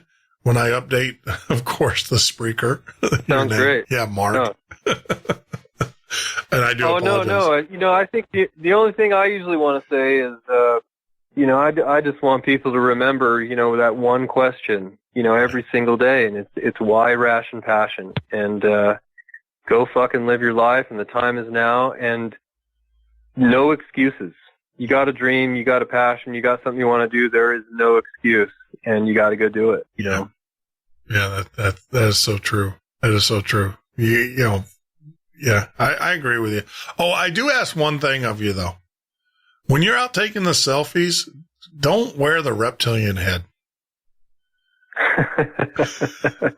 Well, that was Year of the Dragon. So, if it's Year of the Horse, it's the horse. If it's Year of the Snake, it's the snake. If it's Year of the Rabbit, it's the rabbit. So it depends on the year. Yeah, okay. Because I'm sitting there looking at that going, I can see you on top of some mountain and some idiot with a camera, not an idiot, but someone with a camera, take a picture of that. And then next thing I know is then I'll be interviewing them.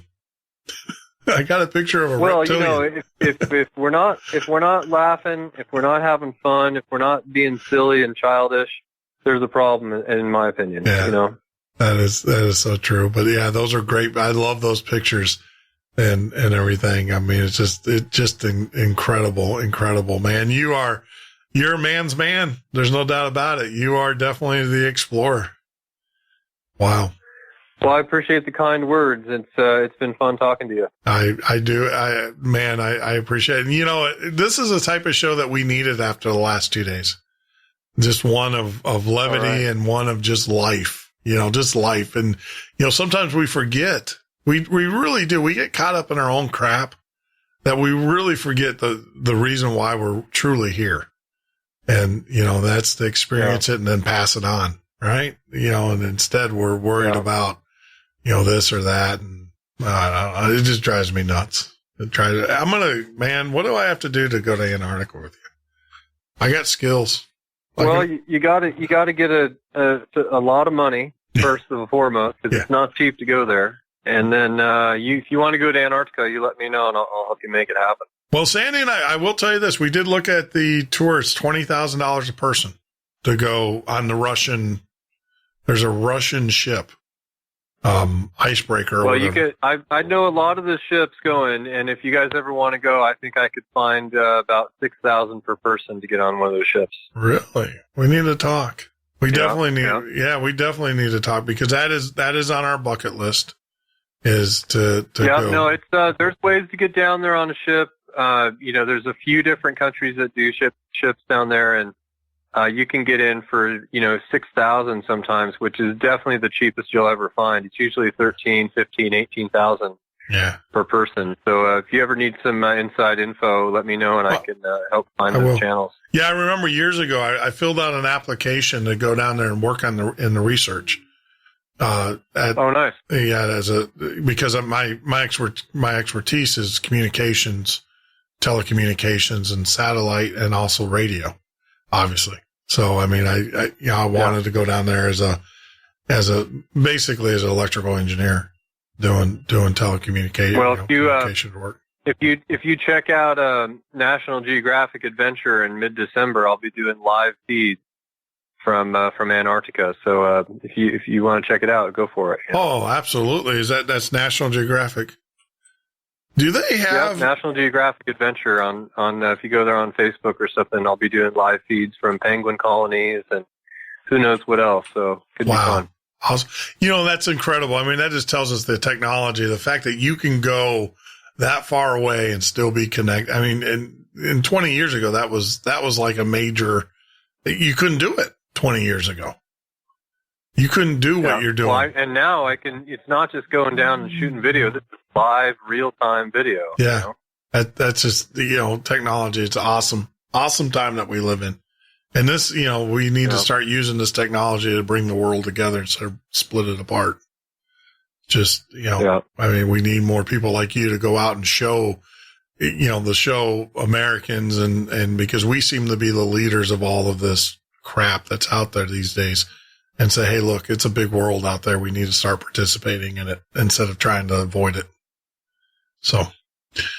Yeah, agreed. All right. Well, my friend, you take care of yourself. Be safe always. And, I'll be in touch. I'll definitely be in touch. All right. Right on. Thanks for the time, man. It was great talking to you. Yeah, absolutely. It's been my pleasure. And thank you very much. And like I said, very refreshing after the last 2 days. So be well, my friend. Right on, man. Bye. Yeah, you too. Wow, Mike Libecki, that was awesome, guys. I don't know about you. I thoroughly enjoyed it. Like I said, it was refreshing. Yeah, I know it's not our normal topic, our normal things that we discuss on the Midnight Ocean, but I thought it was an appropriate topic. And like I said, I've always said that if you want to know the truth, you get people that do. And that means find the people out there that are, especially with climate change and the environment and things of that nature, people that are out living in it, people that experience it can tell you, look, I was there 10 years ago and I went back and it's no longer there.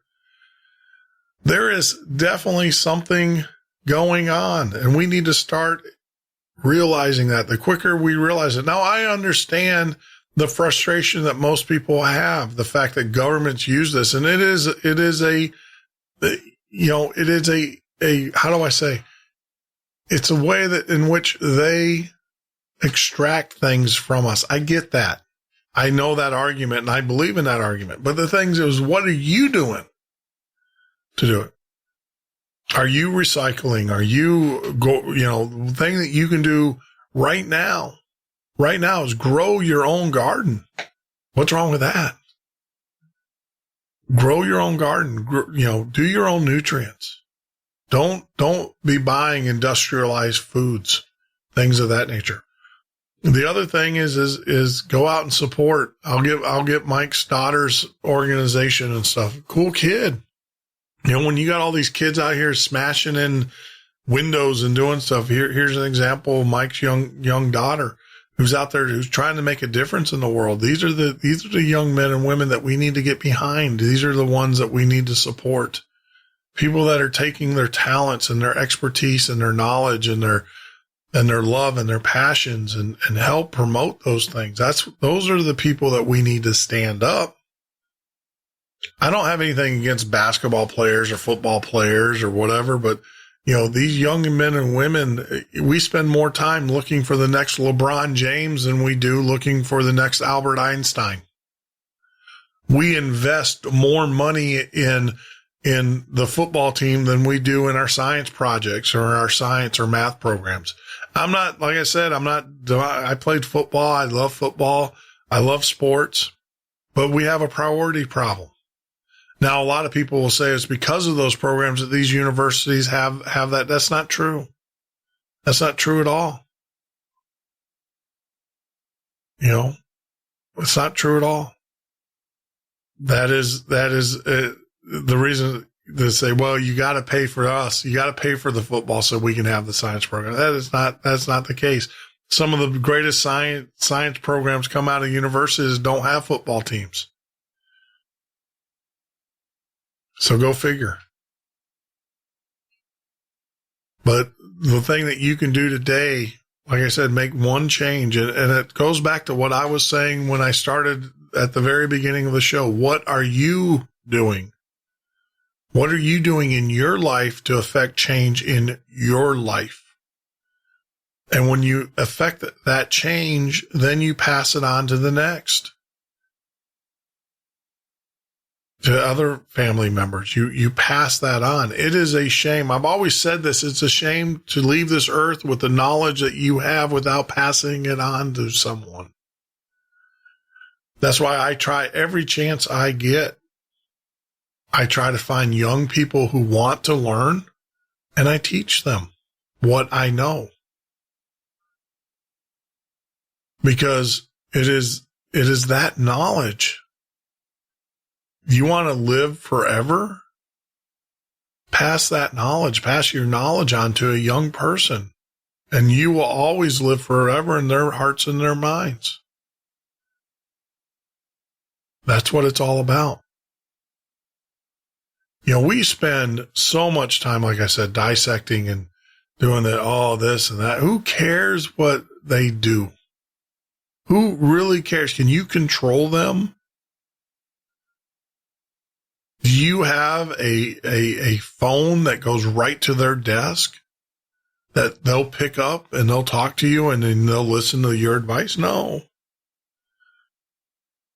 What you can do is become the change you want to see in the world. And that is so true, because what happens is when you become that change and people see that change in you, they want it. They want to be like you. And then you become the change. Wow. Thoroughly enjoyed it. I loved the show, if I say so myself. Like I said, it's not a normal show that we do here at the Midnight Ocean, but I think it was very appropriate considering what we just went through. It's kind of a break. But Mike, wow. Interesting guy. It's not every day you get to talk to a modern day explorer, and one who works for such a prestigious organization, National Geographic. I am so lucky. I really am. I am so blessed to have this opportunity, or to have that opportunity. And it will continue. Hang in there. Well, like always, we have to say goodbye, unfortunately. Time dictates it. We have other commitments, other things that need to happen. But like my good friend Ed Roman would say, you need to be loved. So I just want you to be well, to be safe, but more importantly, be loved. Good night.